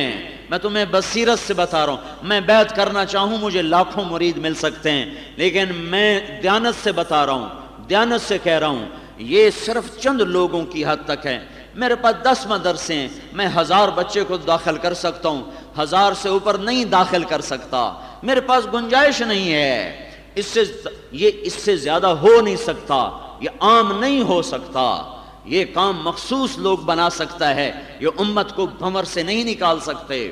امت کو بھنور سے نکالنے کے لیے نبی آتا ہے، اور نبی آ کر دعوت کی صدا لگاتا ہے، نبی آ کر ڈیرا نہیں جماتا، نبی آ کر پھرتا ہے، پھرتا کیا کہہ رہا ہے؟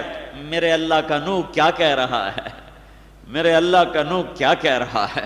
رب انی دعوت قومی لیلا ونہارا فلم یزدہم دعائی الا فرارا وانی کلما دعوتہم لتغفر لہم جعلوا اصابعہم فی آذانہم واستغشوا ثیابہم واسروا واستکبروا استکبارا ثم انی دعوتہم جہارا ثم انی اعلنت لہم واسررت لہم اسرارا۔ یہ کیا نو کہہ گیا؟ 950 سال کی داستان سنائی۔ میرے مولا میں تو بیٹھا ہی نہیں ہوں، میں تو دن رات تیرے بندوں کے پیچھے پھرتا ہی رہا، میں بیٹھا ہی کب تھا؟ مجھے چین ہی کب تھا؟ میرا نبی سویا ہوا ہے۔ اللہ نے ہمیں ادب سکھایا، ان الذین ینادونک من وراء الحجرات اکثرهم لا یعقلون ولو انہم صبروا حتی تخرج الیہم لکان خیر لہم۔ اے انسانوں سنو، کیا سنیں یا اللہ؟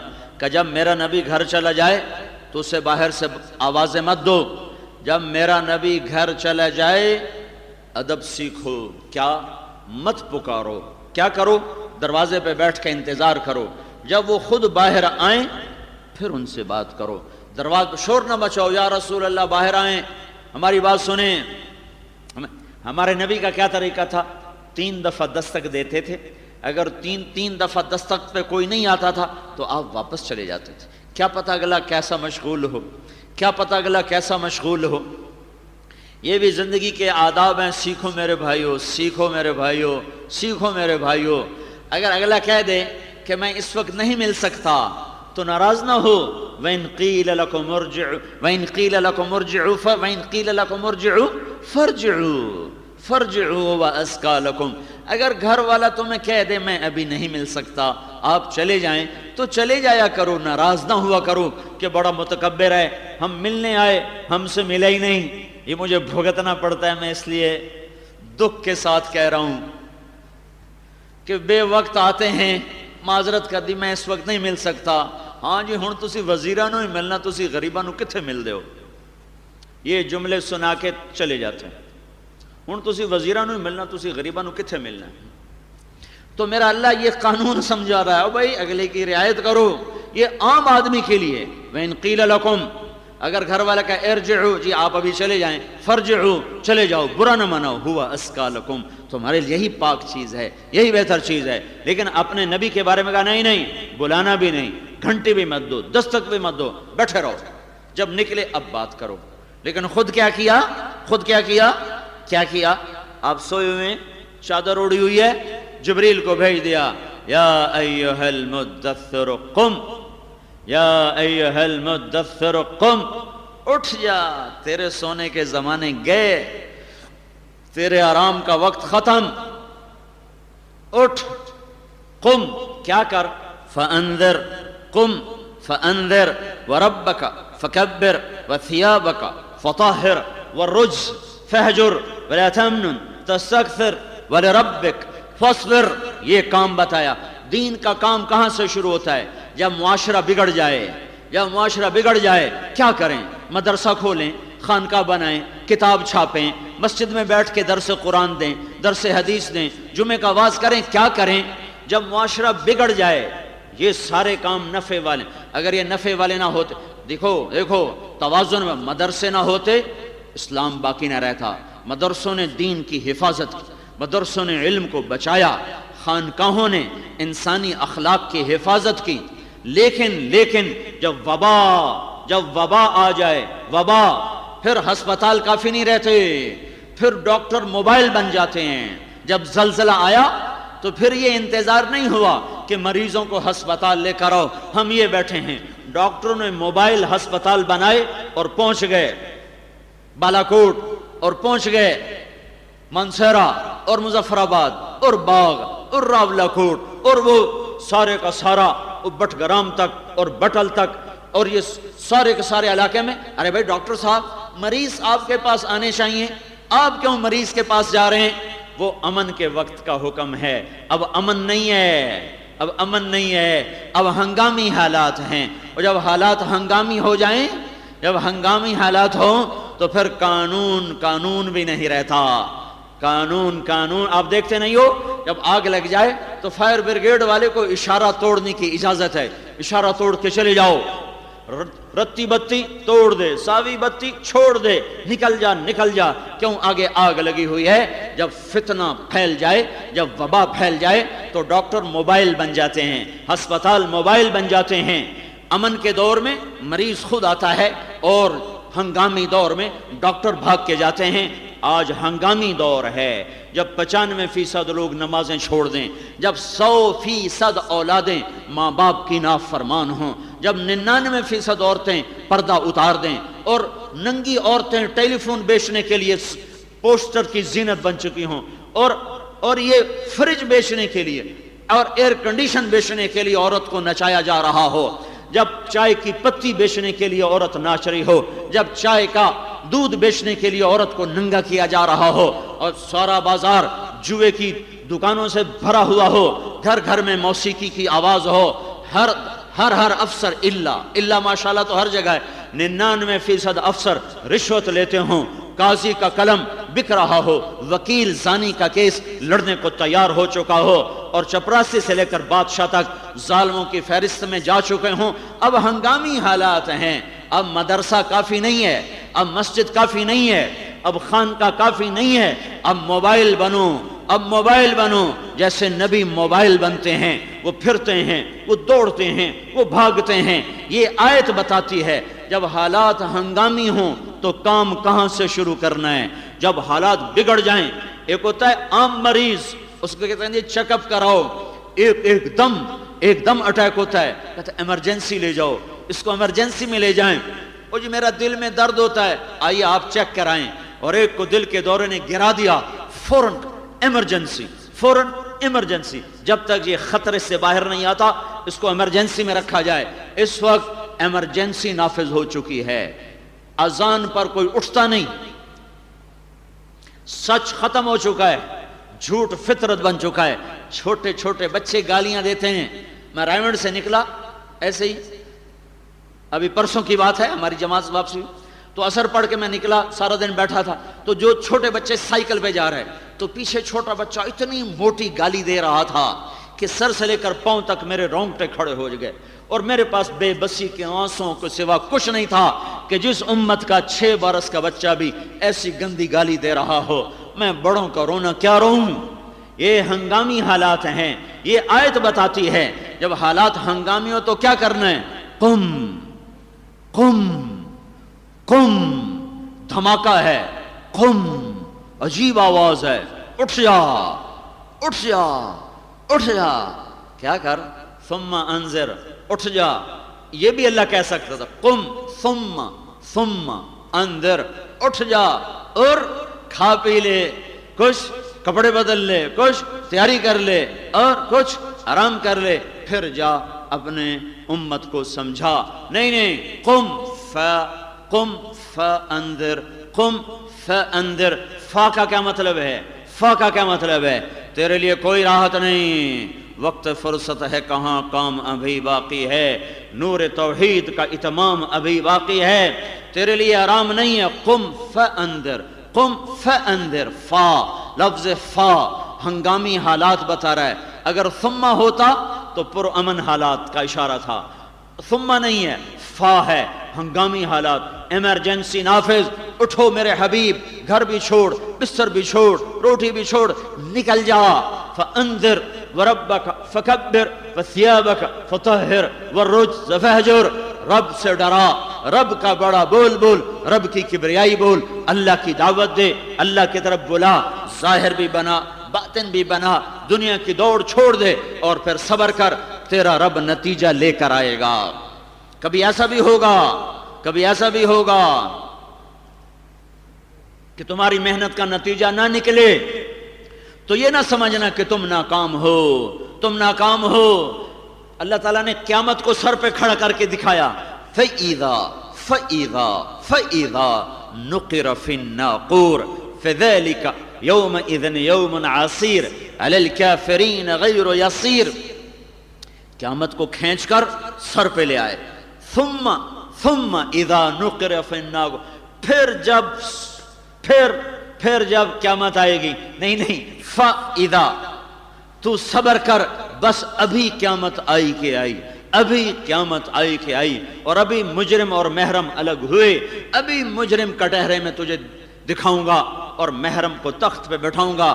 فَالْيَوْمِ، یہاں بھی فا یہی معنی دے رہی ہے، فَالْيَوْمَ الَّذِينَ آمَنُوا مِنَ الْكُفَّارِ يَضْحَكُونَ عَلَى الْأَرَائِكَ يَنظُرُونَ هَلْ ثُوِّبَ الْكُفَّارُ مَا كَانُوا يَفْعَلُونَ، جب ہنگامی حالات ہوں نکلو، اٹھو۔ میرے نبی نے اس آیت کے بعد کہا تھا، خدیجہ میرے آرام کے دن گئے، میرا بستر لپیٹ دے، آج کے بعد میری راحت کوئی نہیں ہے، میرے رب نے مجھے انذار و تکبیر کا حکم دیا ہے، پر میں سوچ رہا ہوں کسے سناؤں، میری کون سنے گا۔ اللہ حضرت اماں خدیجہ کے درجے بلند کرے، ارشاد عرض کیا، یا رسول اللہ آپ سنانے میں پہل کریں، میں ماننے میں پہل کرتی ہوں۔ غمخوار بیوی تھی، غمخوار، ساری زندگی نہ بھلایا حضرت خدیجہ کو، ساری زندگی نہ بھلایا۔ یہ آیت بتاتی ہے کہ اب کیا کرو، وہ اٹھو، جب نمازوں میں بے گناہ کا خون بہایا جا رہا ہو، جب انسان اتنا درندہ بن چکا ہو کہ اسے اذان، تکبیر، نماز، رکوع اور ایسے داڑھیوں والے خوبصورت چہرے اور ایسے سروں پہ پگڑیاں، یہ سب کچھ بھی اس کو نہ اس کے دل کو نرما رہا ہو، تو اب ہنگامی حالات ہیں، اب پیچھے پیچھے لوگوں کے پھرو، سمجھاؤ اگر یہ توبہ کے بغیر مر گئے، 2 آدمیوں کو خوفناک عذاب ہے جہنم کا، 2 آدمیوں کو جہنم کا خوفناک عذاب، کافر کے بعد ایمان والا دوزخ میں گیا، مرد ہے یا عورت، 2 آدمی جہنم کے خوفناک عذاب کا شکار ہونے والے ہیں، ایک بے گناہ قتل کرنے والا اور ایک سود کھانے والا اور بے گناہ قتل کرنے والا، یہ بدبخت ایسی سزا دیکھیں گے کہ ساری جہنم ان سے الامان پکار اٹھے گی۔ یہ ہنگامی حالات ہیں کہ نمازیوں کے پرخشے اڑا دیے جائیں، ان کے لیے کوئی ہنگامہ نہیں، وہ تو سکون پہ پا گئے، تو نمازوں سے نکلے اور اللہ کے گھر میں پہنچ گئے۔ پیچھے رہنے والوں کے لیے ہلاکت ہے۔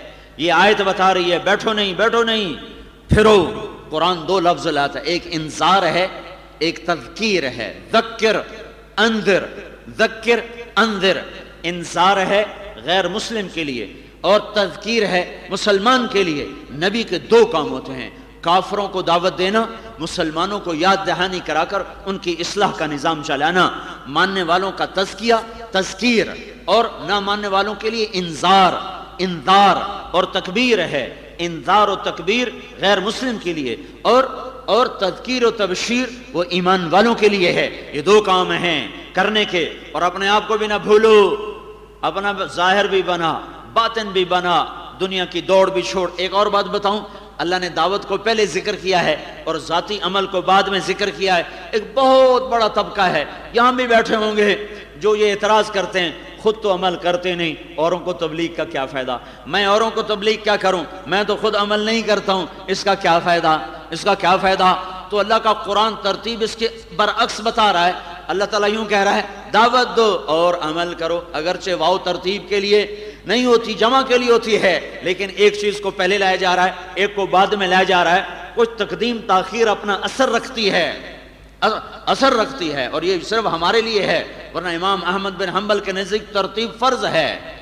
وہ بھی عربی دان ہیں، وہ تو خالص عرب ہیں، شیبانی عرب ہیں، شیبانی بنو شیبان، وہ قبیلہ جن کی فصاحت سن کر اللہ کے نبی بھی متاثر ہو کر کہا تھا ابو بکر کیا کہنے بنو شیبان کے، یہ وہ شیبانی ہیں جن کی زبان اپنی زبان ہے۔ وہ کہتے ہیں یہ وضو کی ترتیب فرض ہے۔ امام شافعی لغت میں 4 ائمہ میں سے، امام شافعی لغت کے امام ہیں، 4 ائمہ کی اپنی اپنی خصوصیات ہیں۔ امام شافعی لغت میں سب سے اعلیٰ، سب سے عرفہ درجے پر ہیں، 16 سال بنو حذیل میں رہ کر عربی فصاحت کو سیکھا، قریشی ہونے کی فضیلت۔ امام 4 ہیں، 4 ائمہ میں شافعی اکیلے قریشی ہیں، مکی ہیں، اس کے باوجود بنو حذیل میں 16 برس فصاحت کو سیکھا ہے، بلاغت کو سیکھا ہے۔ تو ہمارے نزدیک ہے کہ یہ واو ترتیب کے لیے ہے، جمع کے لیے ہے، ترتیب کے لیے نہیں ہے۔ لیکن اوروں سے بھی پوچھو وہ کیا کہتے ہیں، ترتیب فرض ہے۔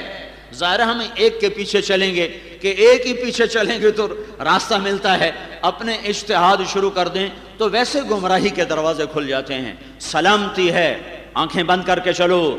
آج وہ بصیرت کا زمانہ نہیں ہے کہ ہر آدمی بخاری اٹھا کے مجتہد بن کے بیٹھ جائے اور پھر گمراہوں کے کھڈے میں جا گرے اور ہلاکت کے کھڈے میں جا کر گرے۔ چپ کر کے چلو، جس پر کروڑوں امت کے انسان چل رہے ہیں اور پچھلے 1000 برس سے چل رہے ہیں۔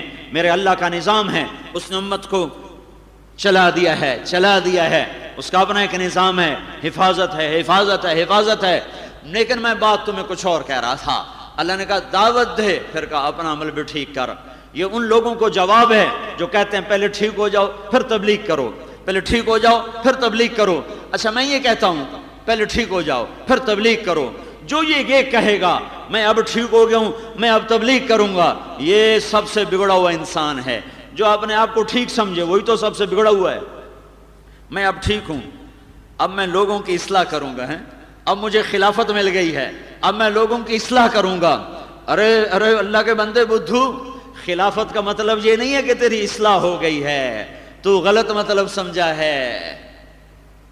میں ٹھیک ہو گیا ہوں، اب میں اوروں کی اصلاح کروں گا، یہ سوچ والا تو شیطان بن جائے گا۔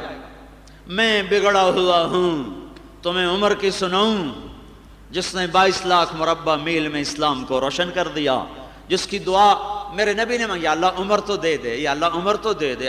کیا بھاگ ہیں، کیا بھاگ ہیں جس کو اللہ کا نبی خود مانگ رہا ہو۔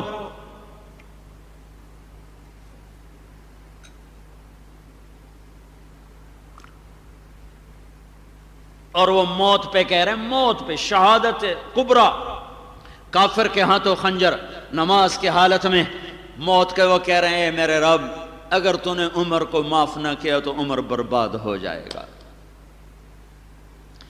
ہائے ہائے، سب سے عظیم ابو بکر کے بعد دنیا کا عظیم ترین انسان علی کی بتاؤں، جس سے تزکیہ کے سارے سلسلے چشمہ بن کے پھوٹ رہے ہیں۔ تمام تزکیہ کے سلسلے علی بن ابی طالب رضی اللہ تعالیٰ عنہ پہ جا کے ملتے ہیں، جو روحانیت کے امام ہیں۔ تمام صحابہ میں سب سے بڑا علم علی کے سینے میں ہے، تمام صحابہ کا علم 6 میں ہے، 6 کا علم 2 میں ہے، 2 کا علم 1 میں ہے، اور وہ علی بن ابی طالب ہے، وہ علی بن ابی طالب ہے۔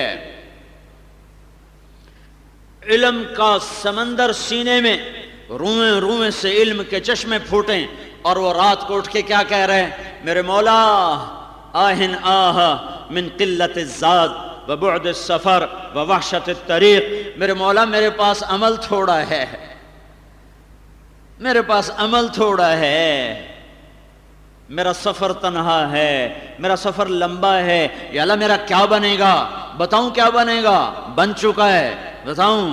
میرے نبی نے کہا، علی تجھے مبارک ہو، جنت میں تیرا گھر میرے گھر کے سامنے ہے، تو اس کا تو سب کچھ بن چکا ہے، یہ کیوں کہتا ہے ہائے میرا عمل تھوڑا ہے۔ میں تمہیں ان لوگوں کی بتا رہا ہوں جو انسانیت کے سر پر تاج ہیں، جو انسانیت کے گلے کا ہار ہیں، جو انسانیت کے ماتھے کا جھومر ہیں۔ تو یہ آج کون کہے گا میں اب ٹھیک ہو گیا ہوں، اب میں تبلیغ کروں گا؟ ارے اپنے آپ کو بگڑا ہوا ہی سمجھو، اور بولو بولو، پھرو پھرو، چلو چلو۔ میرا اللہ کہتا ہے، من احسن قولا ممن دعا الی اللہ، ہے کوئی تبلیغ سے بڑا عمل کر کے دکھانے والا؟ یہ عجیب آیت ہے، یہ عجیب آیت ہے۔ اس لیے ابو بکر جساس فرماتے ہیں کہ دعوت کا کام فرض ہے۔ ابو بکر جساس حنفی بڑے مفسر ہیں، وہ فرماتے ہیں دعوت کا کام فرض ہے امت پر، اور احسن کے لفظ سے استدلال کرتے ہیں۔ یہاں تک بھی علماء پہنچے ہیں کہ دعوت کا کام فرض ہے، پھر اس پر وہ دلائل دیتے ہیں، وہ الگ چیز بتا رہا ہوں۔ میں یہ کہہ رہا ہوں یہ سب سے ضروری کام ہے، یہ سب سے افضل کام ہے۔ فرض واجب کا درجہ دینے کے لیے میرے پاس اتنا علم، میں مفتی نہیں، میں تو مولوی بھی نہیں، طالب علم بھی ادھورا ہو گیا، ایک مسافر بن گیا ہوں، ایک مسافر پردیسی بن گیا ہوں، صبح کہیں ہے، شام کہیں ہے، دن کہیں ہے، رات کہیں ہے، کبھی کسی زمانے میں پڑھا تھا وہ بھی بھول بھلا دیا ہے، کچھ یادیں ہیں، کچھ اجڑی بستیاں، کچھ ویران کھنڈر، جن کو کبھی دیکھ کر کچھ اپنی بزم تصور سجا لیتا ہوں، لیکن اب میں نہ عالم ہوں نہ مفتی ہوں۔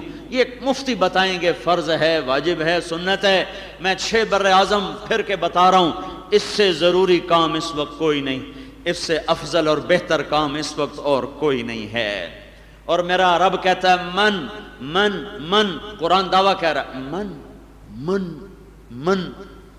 ایک مثال دوں، وہ تھا نا رستم زمان مرحوم بھولو کا زمانہ ہمارے سکول کا ہے، جب ہم سکول میں تھے تو اس کا رستم زمان تھا، تو اکھاڑے میں اتر کے ایسے مکہ لہراتا تھا،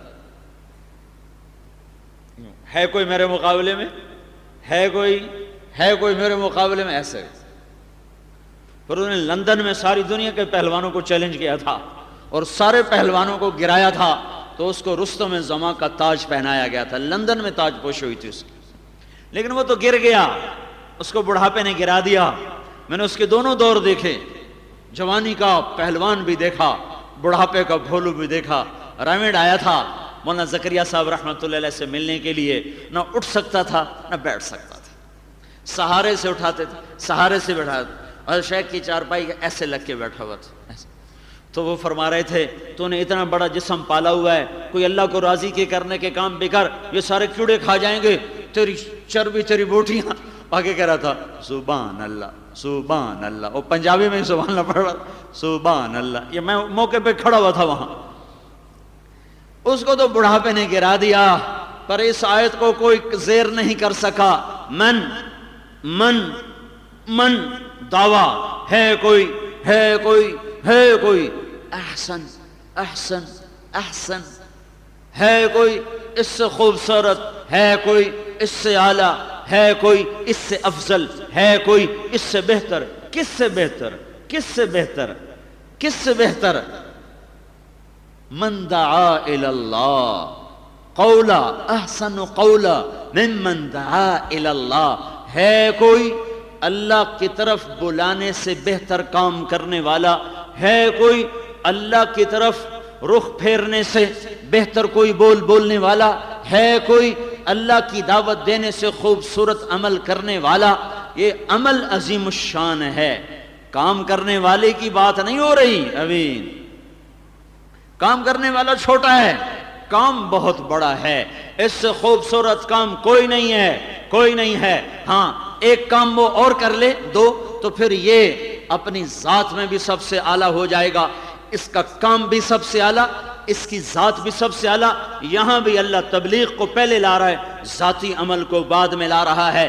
ممن دعا الی اللہ، ہے کوئی دنیا میں تبلیغ سے بہتر کام کرنے والا، وعامل صالحا، اور خود بھی عمل کرتا ہو، وقال اننی من المسلمین، اور بڑائی مرتبہ بھی نہ چاہتا ہو، عام انسان بن کے رہتا ہو، خیر خواہ بن کے رہتا ہو، مرتبہ وجاہت نہ چاہتا ہو، یہ دو کام کر لے تو پھر یہ اپنی ذات میں سارے انسانوں سے اعلیٰ، اور تبلیغ کا کام ساری دین کے کاموں میں سب سے اعلیٰ، اور عمل اور تواضع عاجزی اخلاص کو ساتھ شامل کر لے تو یہ شخص بھی اپنی ذات میں سب سے اعلیٰ، سب سے افضل۔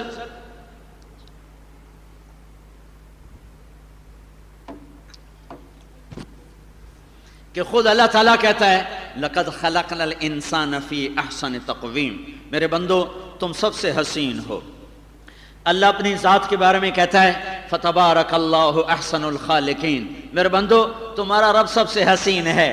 اللہ اپنے نبی کی طرف اشارتاً کہتا ہے وَمَنْ أَحْسَنُ مِنَ اللَّهِ صِبْغَةً، میرے بندو تمہارے نبی کا رنگ، تمہارے اللہ کا رنگ سب سے حسین ہے، اور وہ رنگ حبیب ہے، رنگ مصطفیٰ ہے، وہ رنگ محمد صلی اللہ علیہ وسلم ہے۔ اللہ اپنے قرآن کے بارے میں کہتا ہے اللہ نزل احسن الحدیث، میرے بندو تورات، زبور، انجیل اور قرآن میں سب سے خوبصورت کتاب، سب سے حسین کتاب تمہارا قرآن ہے۔ اللہ تعالیٰ سارے دینوں کے بارے میں کہتا ہے من احسن دینا ممن اسلم وجہہ للہ، میرے بندو تمہارا دین اسلام سارے دینوں میں سب سے خوبصورت دین ہے۔ میرا اللہ جنت کے بارے میں کہتا ہے اصحاب الجنت یومئذ خیر مستقرا واحسن مقیلا، میرے بندو جنت تمہارے لیے سب سے خوبصورت جگہ ہے، سب سے خوبصورت۔ اللہ اپنے فیصلوں کے بارے میں فرماتا ہے من احسن من اللہ حکما لقوم یوقنون، میرے بندو تمہارا رب عدل کرنے میں سب سے خوبصورت ہے، انصاف کرنے میں سب سے خوبصورت ہے، سب سے خوبصورت ہے۔ تمہارا دین سب سے حسین، تم مخلوق میں سب سے حسین، تمہارا رب سب سے حسین، تمہاری کتاب سب سے حسین، تمہارا نبی سب سے حسین، تمہارا قرآن، تمہارا دین سب سے حسین، تیرے رب کے فیصلے سب سے حسین، اور جنت سب سے حسین۔ پھر اللہ تعالیٰ نے فرمایا لِيَبْلُوَكُمْ أَيُّكُمْ أَحْسَنُ عَمَلًا، پھر میں دیکھوں گا کہ تم میں سب سے خوبصورت کام کون کرتا ہے۔ یہ نہیں کہا میں دیکھوں گا تم میں زیادہ نیکیاں کون کرتا ہے، یہ فرمایا میں دیکھوں گا تم میں سب سے زیادہ خوبصورت کام کون کرتا ہے۔ خوبصورت سب سے زیادہ اچھا کون کرتا ہے، سب سے زیادہ نہیں، سب سے زیادہ خوبصورت، زیادہ کا امتحان نہیں، خوبصورتی کا امتحان ہے. لنبلوہم ایہم احسن عملا, دیکھوں گا سب سے حسین کون کرتا ہے. اور پھر کہا قل لعبادی یقول التی ہی احسن, میرے بندو سب سے حسین بول بولا کرو. میں نے آپ کو سارے حسین قرآن سے اکٹھے کر کے دے دیے, اب ایک حسین باقی ہے. میرا اللہ کہتا ہے میں سب سے حسین, تو مخلوق میں سب سے حسین, تیرا قرآن سب سے حسین, تیرا دین سب سے حسین, تیرا نبی سب سے حسین, اور تمہاری جنت سب سے حسین, تیرے رب کے فیصلے سب سے حسین. تمہارا امتحان بھی اس کا ہے کہ تم میں سب سے خوبصورت عمل کون کرتا ہے. تو یا اللہ تو بتا خوبصورت عمل ہے کون سا, میں دیکھوں گا کون خوبصورت عمل کرتا ہے. تو یا اللہ بتا دے کون سا عمل سب سے خوبصورت ہے. تو میرے اللہ نے میرے آپ کے اجتہاد پہ نہیں چھوڑا, استنباط پہ نہیں چھوڑا, رائے پہ نہیں چھوڑا. من من من من کا ڈنگ ٹھا ٹھا ٹھا, ڈنکا بجا, چوٹ لگی نکارے پر, آواز آئی, اذان آئی, آواز آئی, اذان آئی. من من من من من, کون کون کون کون کون, احسن قولا ممن دعا. یہ اسلوب اللہ نے اس لیے اختیار کیا ہے کہ یہ اسلوب زیادہ طاقتور ہے. دعوت سب سے خوبصورت کام ہے. الدعوت الی اللہ احسن قولا, یہ بھی قرآن کی تعبیر ہے. اللہ نزل احسن الحدیث, یہی تعبیر ہے. قرآن سب سے خوبصورت. لیکن جب دعوت کا کام آیا تو اللہ تعالیٰ نے کہا ہے کوئی تبلیغ سے خوبصورت کام مجھے دکھا دے, ہے کوئی تبلیغ سے زیادہ خوبصورت کام مجھے دکھا دے. من احسن قولا ممن دعا الی اللہ وعمل صالحا وقال اننی من المسلمین. سب سے خوبصورت کام ہے, اور جو یہ کہتے ہیں پہلے خود عمل کرو پھر تبلیغ کرو, یہ ان کو جواب ہے پہلے تبلیغ کر پھر عمل کر, تیری دعوت تیرے اندر خود عمل پیدا کر دے گی. تو میرے بھائیوں یہ پھمبا ہے, یہ علاج ہے. 1926 میں یہ کام شروع ہوا, آج اس کو 80 برس مکمل ہو رہے ہیں. 80 برس میں 6 بر اعظم کے انسان لپیٹ میں آئے. میں ابھی جبوتی سے آ رہا ہوں. ہائے ہائے کیا ملک ہے, کیا دیس ہے, جن میں بیٹھ کے ایمان تازہ ہو جاتا تھا. ان کا فقر, ان کے گھر 14 صدی پرانے گھر, 14 صدی پرانے بود و باش معاشرت, ان کی سادگی, ان کا ایمان, جو ایک لفظ اردو کا نہ سمجھیں. یہ کیا تبلیغ کام ہے. یہ کوئی ہے ایسا مدرسہ جس نے ایسے ان پڑھوں کو پڑھایا ہو, کوئی ہے ایسا شیخ جس کے 6 بر اعظم میں ایسے ان پڑھ مرید ہو, کوئی ہے ایسی تحریک جس نے افریقہ کے جنگل میں اپنے کام کرنے والے پیدا کر دی ہوں. میں افریقہ کے کالے پہاڑوں میں ان پڑھ کالے لوگوں کو دین کی دعوت دینے والا دیکھ کے آ رہا ہو. جو ہماری سمجھے نہیں, ہم ان کی سمجھے نہیں. آگے ان کے 2 قبیلے, ان کی بولیوں, ان کی زبان ایک دوسرے سے اتنی جدا ہے جتنا پنجابی اور پشتو کا فرق, اتنا فرق.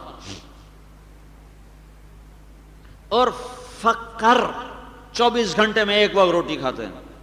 تم ناشتہ بھی کرتے ہو, صبح اٹھتے بھی منہ مارتے ہو, بیڈ ٹی بھی تمہاری ہے, پھر تمہارا ناشتہ بھی ہے, پھر کوئی 10 بجے بھی ہے, پھر کھانا بھی ہے, پھر 4 بجے چائے بھی ہے, پھر رات کی روٹی بھی ہے, پھر سوتے بھی کچھ ہے. 8 دفعہ کھا کے بھی شکر نہیں ہے. میں انہوں نے دیکھا 24 گھنٹے میں ایک دفعہ کھاتے ہیں, کہتے ہیں الحمدللہ الحمدللہ.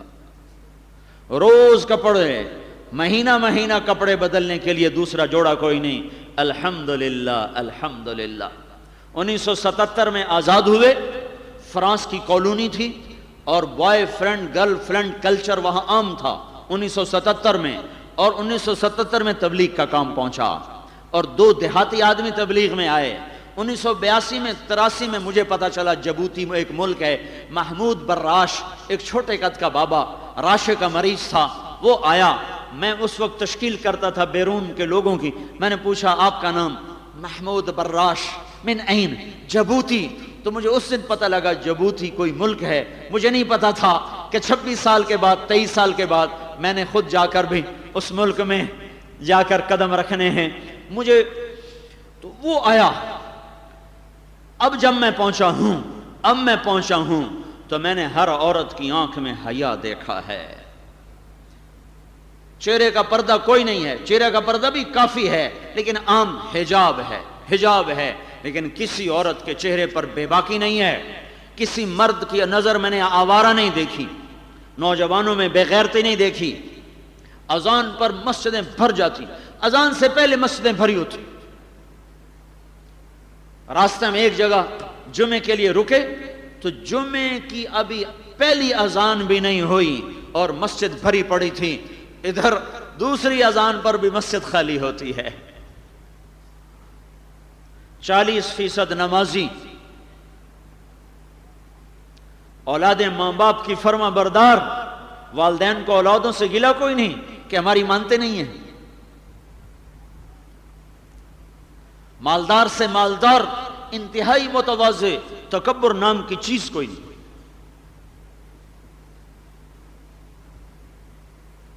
Vice chief of army staff, ہمارا تو فوج کا سپاہی امان کا نہیں ہے، vice chief of army staff نوکر بن کے ہمارے ساتھ پھر رہا تھا کہ یہ وہ مہمان ہیں جو دین کی نسبت سے آئے ہیں، ہم سے کچھ بھی نہیں لیتے، ہمیں دین بتانے آئے ہیں۔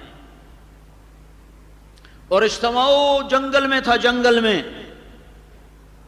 1000 سال میں ایسا کام نہیں ہوا کہ مرکز اس کا بر صغیر ہو اور افریقہ کے جنگل میں اس کام کو لے کر چلنے والے 4 مہینے۔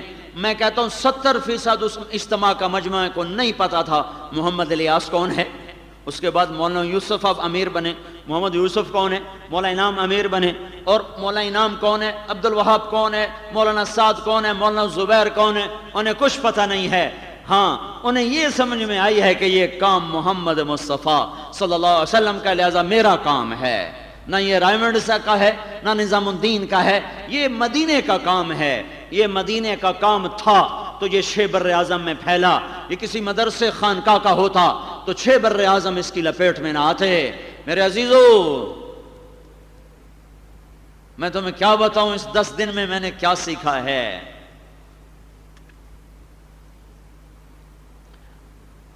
دین کو اندر اتارنا ہے تو گھر چھوڑو، دور سے دور کے سفر کرو۔ یہ مدرسے کے بچے صرف کتابوں کے ہو کے رہ گئے، دین سے خالی ہو گئے۔ کتاب میں اتنا سا دین ہے، کائنات میں اتنا دین ہے۔ کتاب اشارہ کرتی ہے، کائنات وضاحت کرتی ہے۔ کتاب شرع کے بغیر سمجھ میں نہیں آتی، قرآن حدیث کے بغیر سمجھ میں نہیں آتا، حدیث شروحات کے بغیر سمجھ میں نہیں آتا۔ ایسے ہی یہ کائنات میرے رب کی شرع زدہ کتاب ہے۔ یہ کائنات ایک مشروح کتاب ہے۔ یہ قرآن کی بھی شارح ہے، حدیث کی بھی شارح ہے، اخلاق کی بھی شارح ہے، فقہ کی بھی شارح ہے۔ جو پھرے گا وہ علم دیکھے گا، وہ علم پڑھے گا جو نہ کتاب سے ملے گا نہ کسی ورق سے ملے گا۔ فقیر لوگ بستر اٹھائے جا رہے ہیں، اور اجتماع ایک جنگل میں تھا، اس میں ایک سمندر کا راستہ تھا، سڑک کا راستہ 3 گھنٹے کا تھا، سمندر کا 1.25 گھنٹے کا تھا۔ تو ہم نے طے کیا ہم سمندر سے جائیں گے، واپسی سڑک سے آئیں گے تاکہ سارا ملک بھی دیکھ لیں۔ وہ ملک کا آخری سرا ہے اور ویسے سی کی شکل میں، ایسے ملک ہے وہ یوں سی شکل میں بنا ہوا ہے، ادھر سمندر ہے، اس سمندر پر یوں سی کی شکل میں پھیلا ہوا ہے۔ تو ہم نے کہا واپسی پہ سارا ملک بھی دیکھا جائے گا، جاتے ہوئے اجتماع گاہ پر جلدی چلے جائیں۔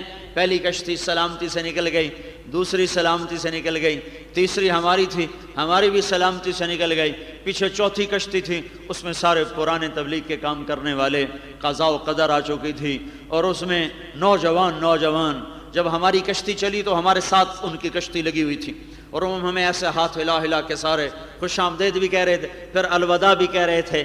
اور کچھ 300 اس میں سوار تھے، کچھ حبشہ، کچھ اس کے صومال کے، باقی سارے جبوتی کے تھے۔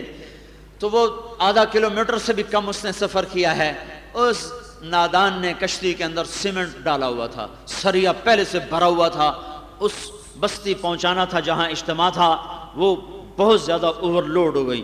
300 کے لحاظ سے کشتی بڑی تھی، اس سے تمہاری عائشہ مسجد سے وہ کشتی بڑی تھی، لیکن جو اس نے ٹنوں ٹن نیچے جو سریا اور سیمنٹ لوڈ کیا تھا اس نے اس کو ان بیلنس کر دیا۔ بابا تھوڑا سا گئی تو اس نے ایک ہچکولا کھایا، تو سب نے کہا لا الہ الا اللہ۔ پھر اس نے دوسرا حج کو لگایا، سب نے کہا لا الہ الا اللہ۔ جو بچ گئے پھر ان سے ہمیں یہ حالات معلوم ہیں، انہیں تیسرے حج کو لے پر ساری الٹ کے نیچے گئے، اور اوپر سریا، اوپر سیمنٹ، اور نیچے انسان، اور نیچے سمندر گہرائی میں کم تھا، صرف 40 فٹ تھا، 40 فٹ تو زیادہ ہوتا تو سریا سیمنٹ دائیں بائیں ہو جاتا، وہ تھم کر کے نیچے گرا، نیچے انسان، تو پہلے ہی حلے میں 130 آدمی اللہ کے ہاں چلے گئے۔ ابھی تک 10 لاشیں نہیں ملی تھیں، 10 آدمی نہیں ملے تھے، نہ زندوں میں تھے، نہ وہ مردوں میں تھے، اور نہ وہ ہسپتال میں تھے، تو اندازہ یہ تھا کہ 10 لاشیں بھی مزید نکلنے والی تھیں، 130۔ اور جب وہ ایک دفعہ ڈوبے ہیں اور پھر اوپر پانی اچھلتا ہے، جب وہ اچھل کے باہر آئے ہیں تو کسی ایک نے نہیں کہا بچاؤ بچاؤ، سب نے کہا لا الہ الا اللہ، اور پھر سو گئے۔ جو بچ گئے تھے میں نے ان کو روتے دیکھا، ارے کیوں رو رہے ہو؟ کہا میں کیوں بچ گیا ہوں، میں کیوں بچ گیا ہوں، میں بھی ان کے ساتھ ہی جنت میں چلا جاتا۔ اور یہ رونے والا کون تھا؟ یمن کے بڑے تاجروں میں سے 30,000 یمنی آباد ہیں، میں آیا، 3 چلے بھی لگے ہوئے، وہ رو رہا تھا میں کیوں بچ گیا۔ پھر اس نے کہا میں نے ایک کام کر لیا ہے، وہ جس کرتے میں ڈوبا تھا وہ کرتا نکال کے سنبھال کے اپنی بیوی کو دے دیا ہے کہ جب میں مر جاؤں تو یہ کرتا میری قبر میں ڈال دینا، شاید اس کرتے کی برکت سے میری بخشش ہو جائے، کہ میں اللہ کو کہہ تو سکوں گا یا اللہ یہ ایک نشانی ہے کہ ایک جھٹکا مجھے تیری راہ میں آیا تھا، میں نے تو مرنے کی نیت کی تھی، تو نے بچایا، تیری مہربانی۔ لیکن آپ یقین مانو میں اپنی آنکھوں سے دیکھ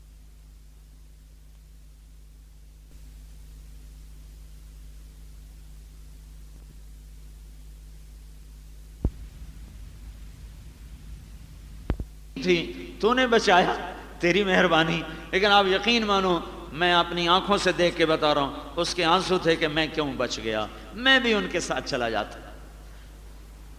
اس لیے میں کہا کرتا ہوں دکھ سکھ یہ احساسات کا نام ہے، یہ باہر کی چیز کوئی نہیں۔ اب زندگی سکھ ہے، موت دکھ ہے، پر جب ایک ترجیحات بدل جائیں تو ساری سوچیں بدل جاتی ہیں۔ لوگ کہہ رہے ہیں مبارک، وہ کہہ رہے ہیں نہیں نا مبارک، میں بھی مر جاتا، میں بھی جنت میں چلا جاتا۔ اور پھر گھر نہیں ٹھہرا، گھر پہنچا اس کو زخم بھی ہو گیا تھا، چونکہ جب وہ ابھرا ہے نا تو اس کی ٹکر کشتی میں جا کے لگے، سر کشتی میں ٹکرایا تو زخمی ہو گیا تھا، نہ زخم کو دیکھا نہ اپنے آپ کو دیکھا۔ گھر جا کر کپڑے بدلو، سیدھا اجتماع پہ چلا گیا۔ اس کے اجتماع پہ جانے کی وجہ سے یمن کے تاجر بڑی تعداد میں وہاں پہنچے۔ وہ یمنی لوگ مالدار ہیں اور پیسہ اکثر رکاوٹ بن ہی جاتا ہے، وہ محبت تو کرتے نکلتے نہیں تھے، لیکن عبد الباری شیخ کی وجہ سے بہت بڑا یمن کا طبقہ وہاں پہنچا۔ یمن کی طرف جانے والے کئی مسافر تھے، ٹکٹیں کینسل کروا کے اجتماع گاہ میں پہنچے، اور وہاں سے نقد چلہ 3 چلے کے انہوں نے نام لکھائے۔ تو پھر لاشیں نکالنا شروع ہوئیں، تو ایک لاش، کئی لاشیں تھیں جن کے ہاتھ میں تسبیح تھی، وہ تسبیح کر رہے تھے، ایسی تسبیح ہاتھ میں، ایک کے ایسے دعا میں ہاتھ تھے اس طرح، وہ اسی طرح سویا ہوا تھا۔ ایک نے سینے پہ قرآن کو رکھا ہوا تھا، قرآن کو سینے سے لگا کر کہ جاتے ہوئے قرآن میرے ساتھ رہے، دعا میں ہے، سینے سے لگا ہوا ہے، اور تسبیح ہاتھ میں ہے۔ اور میں تمہیں کیا بتاؤں، میں نے ایسے کالے رنگ کے حبشی پر میں نے ایسے چہرے دیکھے میں تمہیں بتا نہیں سکتا۔ وہاں رواج نہیں، چونکہ مجھے پھر مشورے سے واپس کر دیا۔ ہم پہنچے تو پتہ چلا سفینہ ڈوب گیا، تو میں فوراً گاڑی میں بیٹھا اور واپس جبوتی آ گیا۔ تو پھر شام کو جنازے لائے گئے وہاں مرکز میں، تو میں نے کہا یار مجھے زیارت کراؤ۔ تو وہ جو مسجد کا امام تھے، وہ ہمارا نیو ٹاؤن کا ہی بچہ پڑا ہوا ہے، وہ کہنے لگا جی یہاں رواج نہیں، یہاں چہرے نہیں دکھاتے۔ میں نے کہا میں تو دیکھے بغیر نہیں رہ سکتا، میں نے دیکھنا ہے۔ میں نے کہا اچھا کرو ایک تو کھولو جنازے، ایک تو کھولو۔ تو اس نے ایک سے جو چہرہ وہ پردہ کفن ہٹایا، تو وہ آگے مرکز کی تشکیل کا امیر تھا، جو جبوتی مرکز کی جو تشکیل کی جماعت تھی اس کا وہ امیر تھا، داؤد اس کا نام تھا۔ 3 دن ہماری خدمت میں رہا، بھاگا دوڑی، پلیٹیں اٹھا، یہ اٹھا وہ اٹھا۔ تو کالا رنگ، لیکن میں نے ایسی چمک، ایسا نور میں نے کہیں نہیں دیکھا۔ اس کو دیکھ کر مجھے یوں لگا جیسے وہ کہہ رہا ہو مقرؤ کتابیہ، آؤ آؤ آؤ آؤ میرا پیپر دیکھو، میں پاس ہو چکا ہوں، انی ظننت انی ملاق حسابیہ۔ ایسے ہی میں اپنے ہی تخیل کی بات کر رہا ہوں، ہواؤں میں جیسے آواز گونج رہی ہو، فَهُوَ فِي عِيشَةٍ رَاضِيَةٍ فِي جَنَّةٍ عَالِيَةٍ قُطُوفُهَا دَانِيَةٌ كُلُوا وَاشْرَبُوا هَنِيًّا بِمَا أَسْلَفْتُمْ فِي الْأَيَّامِ الْخَالِيَةِ، کہ جیسے ہواؤں میں آواز گونج رہی تھی، یہ جنت میں آ گئے، راضی ہو گئے، جنت کے میووں تک پہنچ گئے۔ میں نے ایسے چہرے کبھی نہیں دیکھے، بڑے بڑے مشائخ کے چہرے دیکھے، پر میں نے ایسے چہرے نہیں دیکھے۔ تو انہوں نے مجھے کہا جنازہ تو پڑھا۔ میں نے کہا کوئی شافعی حنفی مسلک کا فرق تو نہیں جنازے میں؟ کہا نہیں کوئی فرق نہیں۔ میں نے کہا ان کا جنازہ پڑھا کر تو میری بخشش ہوگی، میری بخشش کا سامان ہو گیا۔ اور حیرت کی بات ہے کوئی رونے والا نہیں، کوئی جوان لاشیں، جوان، نہ کسی ماں، چونکہ عورتیں بھی آ گئی نا، مائیں پہنچ گئیں، باپ پہنچ گئے، ایک آنکھ میں آنسو نہیں دیکھا، سارے الحمدللہ اللہ کی راہ میں قبول ہو گئے، اللہ کی راہ میں قبول ہو گئے، اللہ کی راہ میں شہید ہو گئے، الحمدللہ۔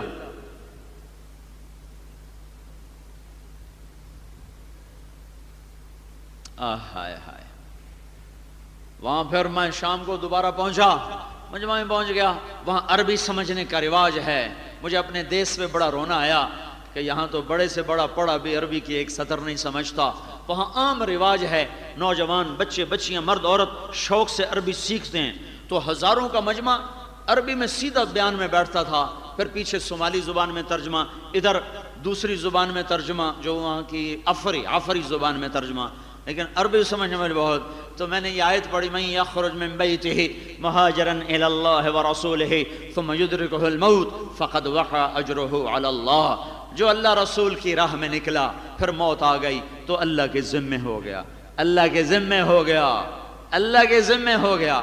یہ جب میں نے آیت پڑھی تو سارا مجمع چیخ اٹھا، اور مسجد میں ایسا رونا میں نے کہیں نہیں دیکھا، اور ایسا ایمان میں نے کہیں نہیں دیکھا۔ اور نوجوان بے قرار ہو کے کھڑے ہو، ایسا پھوٹ پھوٹ کے روئے کہ در و دیوار بھی رو رہے تھے، اور ایک آدمی نہیں بچا جس نے اٹھ کے نام نہ دیا ہو۔ میں نے کہا بھئی آ جاؤ جس نے نکلنا ہے۔ سارا مجمع اٹھ کے اندر چلا گیا۔ 4 مہینے 40 دن میں نے اجتماع سے پہلے پوچھا تھا وہاں کے امیر سے کتنی جماعتیں تیار ہیں اجتماع سے، کہنے کہ 50 چلہ 3 چلے 10 دن 3 دن۔ یہ حادثہ، یہ واقعہ، یہ ترغیب، 113 جماعتیں 4 مہینے اور 40 دن کی تیار ہوئیں۔ 10 دن 3 دن کی شماری نہیں کی، صرف چلے 4 مہینے کی 113 جماعتیں، 90% مجمع کی تشکیل ہوئی، اور چھٹیوں کے ارادے ڈالو تو 100% مجمع تشکیل ہوا۔ میرے عزیزو، میرے بھائیو، کچھ کر لو، کچھ کر لو، کچھ کر لو، زندگی چند صبحیں چند شامیں ہیں، بیت گئیں تو بس بیت ہی گئیں، کون واپس لائے گا؟ اپنی محنت کے میدان بدلو۔ میں بہت تھکا ہوا تھا، میرا خیال تھا میں 1:45 بجے ختم کر دوں گا، لیکن پھر وہ میرا سفر وہ میرے اندر بار بار ایک بے قراری پیدا کر دیتا ہے۔ کاش وہ ایمان، وہ جذبے میں یہاں بھی دیکھتا۔ ٹھنڈی برف ہے، انگیٹھیاں جلا جلا، پگھلنے کا نام ہی نہیں لے رہی۔ تو بھائیو، اللہ کے در پر توبہ کرو اور اس تبلیغ کو اپنا کام بناؤ، اس کے لیے پھرو۔ یہ کالجوں کے بچے، مدرسوں کے بچے، چھٹیاں ساری اللہ کی راہ میں تبلیغ میں پھرو۔ اور آپ لوگوں کو جو دکاندار دکان بند کرے جائے، اور نہیں تو میں تو کہتا ہوں 3 دن تو ہر مہینے لگاؤ، 3 دن تو ہر مہینے لگاؤ۔ جب سے میں کہہ رہا ہوں یہ گلستان کالونی والے میری مانتے، تو اس مسجد سے ہر ہفتے 10 جماعتیں نکلتی۔ پتہ نہیں آپ لوگ کہاں کہاں سے آتے ہو، یہ نہیں مانتے تم تو مان لو۔ ان کا تو مرنے کا ارادہ نہیں لگتا، تم ہی مرنے کا ارادہ کر لو۔ ہر مہینے 3 دن لگاؤ، زندگی میں تبدیلی دیکھو گے۔ سارے عالم میں جانے کی نیت کرو کہ ہم نے ساری دنیا میں اللہ کا پیغام پہنچانا ہے۔ اللہ کی راہوں میں مرنے کی نیت کرو، قیامت کا دن نبیوں کے ساتھ اٹھائے جاؤ گے۔ تو کرتے ہو نا توبہ؟ یہ تو کر لیا کرو، کہہ دو یا اللہ میری توبہ، ایک دفعہ اور کہہ دو یا اللہ میری توبہ، ایک دفعہ اور کہہ دو یا اللہ میری توبہ۔ چلو سنتیں پڑھو۔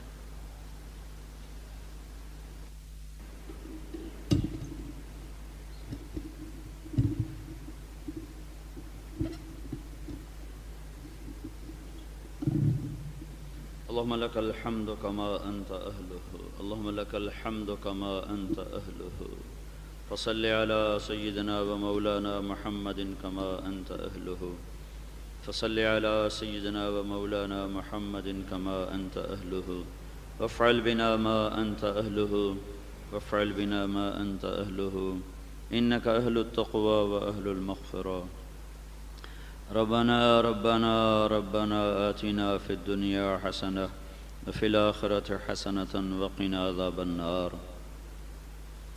اللهم كن أنت ولينا فكفى بالله وليا، اللهم كن أنت كفيلنا فكفى بالله كفيلا، اللهم كن أنت حفيظنا فكفى بالله حفيظا، اللهم كن أنت نصيرنا فكفى بالله نصيرا، اللهم كن أنت شهيدنا فكفى بالله شهيدا، اللهم كن أنت رقيبنا فكفى بالله رقيبا، اللهم كن أنت نصيرنا فكفى بالله نصيرا، الله الله ربي لا أشرك به شيئا، يا من لا تراه العيون ولا تخالطه الظنون ولا يصفه الواصفون، يا من قامت بأمره السماوات والأرض، يا من خضعت له أعناق الجبابرة، يا من إذا أراد شيئا أن يقول له كن فيكون،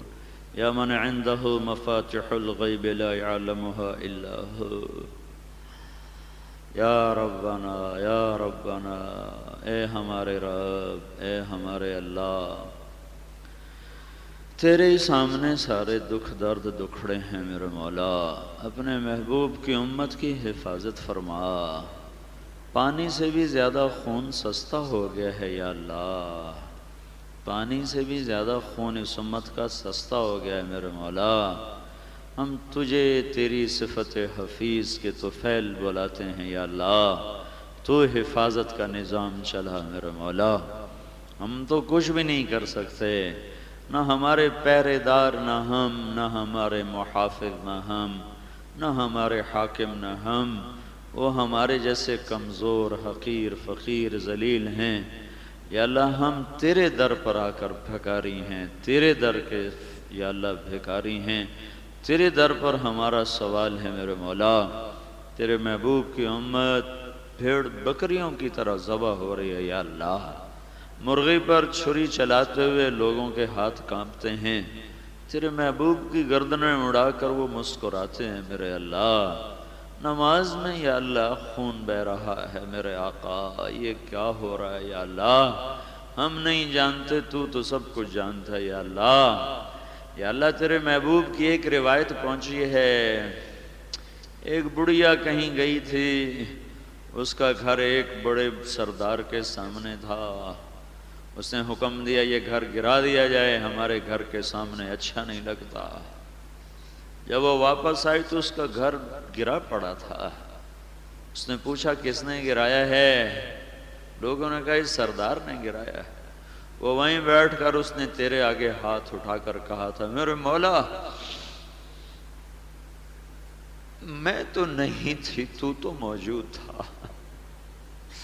کیا بات اس نے تجھ سے کہی میرے اللہ کہ میں تو موجود نہیں تھی میرے مولا، تو موجود تھا، میں تو کہیں گئی ہوئی تھی، تو حاضر باش تھا میرے رب، یہ مجھ فقیرنی کے گھر کے ساتھ کیا ہو گیا، اے میرے رب یہی ہم تیرے آگے رونا روتے ہیں، ہمیں تو نہیں پتہ چل رہا یہ کون ہیں جو ہولی کھیلتے ہیں، تجھے تو سارا ہی پتہ ہے یا اللہ، تو کر دینا، تو کر دینا میرے مولا۔ یا اللہ، وہ سردار نکلا تھا، بڑھیا بیٹھی رو رہی تھی، سردار نے پوچھا کیوں رو رہی ہو؟ کہ تیرے گھر کے گرنے کا انتظام کر رہی ہوں۔ تو وہ بڑے تکبر سے ہنسا تھا، میرے رب جب وہ رات کو سویا تو نے اسے حویلی سمیت زمین میں دھنسا دیا تھا، تو نے اسے زمین سے ہی مٹا دیا میرے مولا، اس کے گھر نوکر ہر چیز تو نے دھنسا دی تھی۔ اے رب کریم اللہ، تجھے تیری اس قدرت کا واسطہ، ہم تو کمزور ہیں، تو طاقتور ہے، ہم تو بے بس ہیں، تو چارہ گر ہے میرے مولا، ہم تو بے دست ہیں، تو بادست ہے میرے مولا، ہم بے زور ہیں، تو شاہ زور ہے میرے مولا، ہم یا اللہ فقیر ذلیل عاجز ہیں، تو غنی قدیر اور قادر ہے میرے مولا، ہمیں نہیں پتہ چل رہا، تو جانتا ہے میرے آقا، یہ کون ہیں خون کی ہولی کھیلنے والے، پکڑ لینا میرے مولا۔ وہ بڑھیا تو بنی اسرائیل کی تھی میرے اللہ، تو نے اس کے آنسوں کی لاج رکھی اور اس کو زمین میں ہی دھسا دیا ظالم کو۔ اے میرے رب، تیرے سامنے تیرے محبوب کی امت رو رہی ہے یا اللہ، تیرے آگے تیرے محبوب کی امت رو رہی ہے میرے مولا، ہماری بھی تو سن لے یا اللہ، ان کو تو پکڑ لینا یا اللہ، انہیں زمین میں دھسا دے میرے مولا، انہیں عبرت کا نشان بنا دے، انہیں نمازیوں پر بھی رحم نہیں آتا میرے مولا۔ یا اللہ، یا اللہ، اصل تو ہم مجرم ہیں، ہمارا قصور ہے، ہمارا قصور ہے، ساری دھرتی تیرے محبوب کی امت کے خون سے سرخ ہو جائے، ہم سب کی گردنوں پہ چھریاں چل جائیں تو بھی ہم میرے مولا گلہ نہیں کریں گے کہ ہمیں پتہ ہے ہم مجرم ہیں، قصوروار ہیں، تو بلاتا رہا، ہم کوئی نہ آئے، مسجدوں سے اذانیں ہوتی رہیں، کوئی اٹھ کے نہ آیا، مائیں تڑپتی رہیں، اولادیں نافرمان ہوتی گئیں، باپ بوڑھے ہو گئے، اولادوں نے گھر سے دھکے دے دیے، اے میرے رب بازار موسیقی سے بھر گئے، عورتیں ناچنے والی بن گئیں، مسلمان زنا کے اڈے چلانے لگ گئے، جوئے کے بازار گرم کر بیٹھے، میرے رب، اور یا اللہ، یا اللہ، پوری امت میں اگر کسی کا آنسو تجھے پسند ہے، کوئی فریادی تیرے در تک پہنچ سکتا، مہربانی کر دے یا اللہ۔ جیسے سعید ابن جبیر نے کہا تھا، میرے مولا آج کے بعد حجاج کو کسی پہ مسلط نہ کرنا، تو نے حجاج کو پھر پکڑ لیا تھا اور اسے تو نے عبرت ناک سزا دی تھی، اور اسے آنے والے تاریخ کے لیے تو نے عبرت کا نشان بنا دیا تھا، تو نے تڑپا تڑپا اس کو مارا تھا۔ اے میرے رب، یہ جو کراچی میں شہید، نماز میں شہید ہو گئے، یا اللہ ان کے بعد تو ان ظالموں کو کسی پہ مسلط نہ فرما یا اللہ۔ نماز کی حالت ٹوٹے ٹوٹے ہو گئے میرے مولا، نماز کی حالت یا اللہ، اے میرے رب اب ان پہ گرفت سخت کر دے، اے میرے رب، اے میرے رب، ہماری حکومتیں تو عاجز ہیں، وہ کچھ کر بھی نہیں سکتے، بے بس ہیں، تو چارہ گھر، تو عاجز نہیں، تو قادر ہے، تو قدیر ہے، تو مکڑی کے جالے سے بچا کے دکھانے والا ہے، تو جلتی آگ پہ بٹھا کے بچا کے دکھانے والا ہے، چھری فرعون کی ہو یا خلیل کے ہاتھ میں، جب تو بچانے پہ آتا ہے تو چھری نہ خلیل کی چلتی ہے نہ فرعون کی چلتی ہے میرے مولا۔ ہم تجھے تیری صفت حفیظ کا واسطہ دیتے ہیں، تیری صفت مہیمن کا واسطہ دیتے ہیں، تیری صفت رقیب کا واسطہ دیتے ہیں، یا اللہ ہمارے گناہ معاف کر دے، ہمارے گناہ معاف کر دے، جن گناہوں کی وجہ سے یہ خون سستا ہو گیا ہے، ہمارا وہ گناہ جرم معاف کر دے، اور یا اللہ تو آجا میرے رب، آجا میرے رب، میں تو تجھے ہی بلا یا اللہ، کہ تیرے سوا کوئی ہے نہیں جیسے بلائیں میرے مولا، تجھے ہی بلائیں گے یا اللہ، تو آئے یا نہ آئے ہمیں اتنا ضرور پتہ ہے کہ کام تیرے آنے سے ہی بنے گا میرے مولا. تو آ جا یا اللہ، آ جا یا اللہ اس بے گناہ بہنے والے خون کے طفیل، وہ داڑیاں جو خون سے رنگین ہو گئی میرے مولا، وہ سفید داڑیاں جو بے گناہ خون سے رنگین ہو گئی میرے مولا، وہ بوٹیاں جن کے چیتھڑے فضا میں بکھر گئے میرے مولا. یہ منظر دیکھ کر تو یا اللہ پتھر بھی پگھل گئے ہوں گے. اے میرے رب تو ایسوں کے حوالے ہمیں نہ فرما، ایسوں کو ہم پہ مسلط نہ فرما. اے میرے رب آجا آجا، تیری حفاظت کا ارادہ کر لینا ہی ہماری حفاظت ہے، تیری نگرانی کا ارادہ کر لینا ہی ہماری نگرانی ہے میرے مولا. ہمیں نہ پولیس سے کوئی توقع، نہ فوج سے، نہ ایٹم پہ امیدیں، نہ راکٹ پہ. ہمارا سب کچھ تو ہے، اول بھی تو، آخر بھی تو، ظاہر بھی تو، باطن بھی تو. تو بے خطا تدبیر والا ہے، تو بے خطا مدبر ہے، تیرا دربار ظلم سے پاک ہے. مظلوم کی فریادیں تو تیرا عرش ہلا دیتی ہیں مولا. ایک بڑھیا مظلوم بنی اسرائیل کی تھی یا اللہ، اے اللہ تیرے عرش کے کنگرے ہل گئے اور ظالم زمین میں دھنس گئے. اے میرے مولا تجھے تیرے محبوب کی امت کے ان مظلوم بوٹیوں کا واسطہ جو بکھر گئیں میرے مولا. اللہ عرب و عجم ذبح ہو رہا ہے، صرف میرے دیس کی بات نہیں میرے مولا، ہر طرف تیری محبوب کی امت کے خون کی ہولی ہے یا اللہ. یا اللہ کب معافی ملے گی میرے مولا، کب معافی ملے گی میرے مولا. معافی دے دے یا اللہ، معافی دے دے میرے مولا، معافی دے میرے مولا. معاف کر دے سیاں، معاف کر دے سیاں، معاف کر دے میرے سیاں، معاف کر دے. بس کر دے میرے اربا، بس کر دے. سائے ہو گئی ساڑھے نال میرے مولا، بڑی ہو گئی ساڑھے میرے مولا، میرے مولا، میرے مولا، میرے مولا.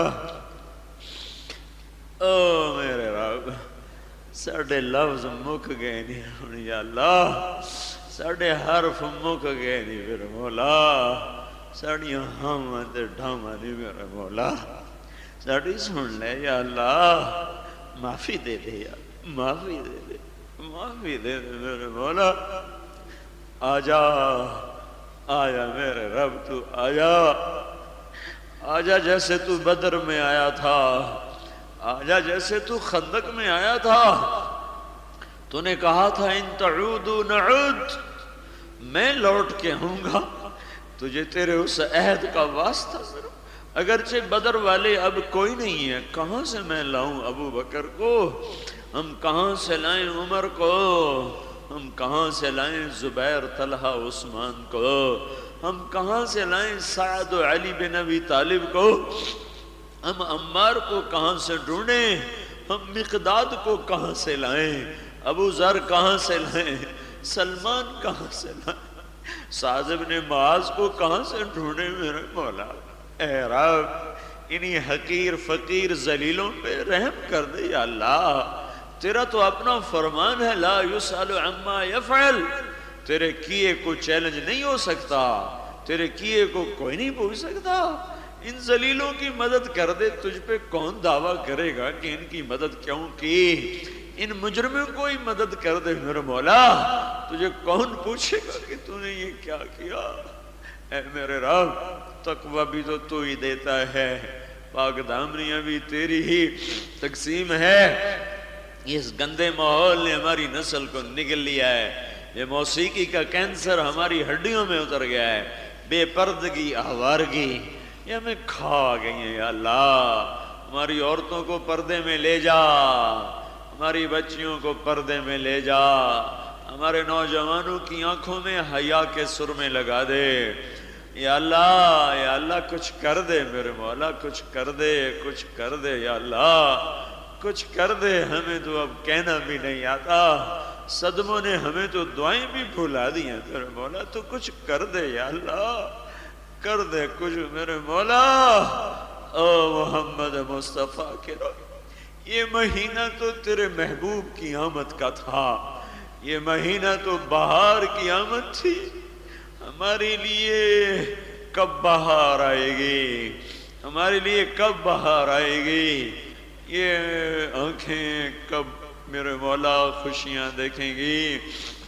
اے رب کریم، اے مہربان اللہ، جو جہاں مظلوم شہید ہو رہے ہیں ان کے درجے تو بلند کر دے، ان جانے والوں کو جنت الفردوس دے دے، ان جانے والوں کے گناہ معاف کر دے، ان جانے والوں کی خطائیں معاف کر دے، جو جہاں بھی تیرے نام کی نسبت سے جان دے رہا ہے یا اللہ تو اس کو جنت الفردوس دے دے، یا اللہ ان کی قربانیوں کو قبول کر کے میرے مولا امت سے عذاب ہٹا دے، دکھ ہٹا دے، غم ہٹا دے، پریشانیاں ہٹا دے، ہم سے راضی ہو جا، ہم سے راضی ہو جا، اپنی رضا والی زندگی ہمیں نصیب فرما دے۔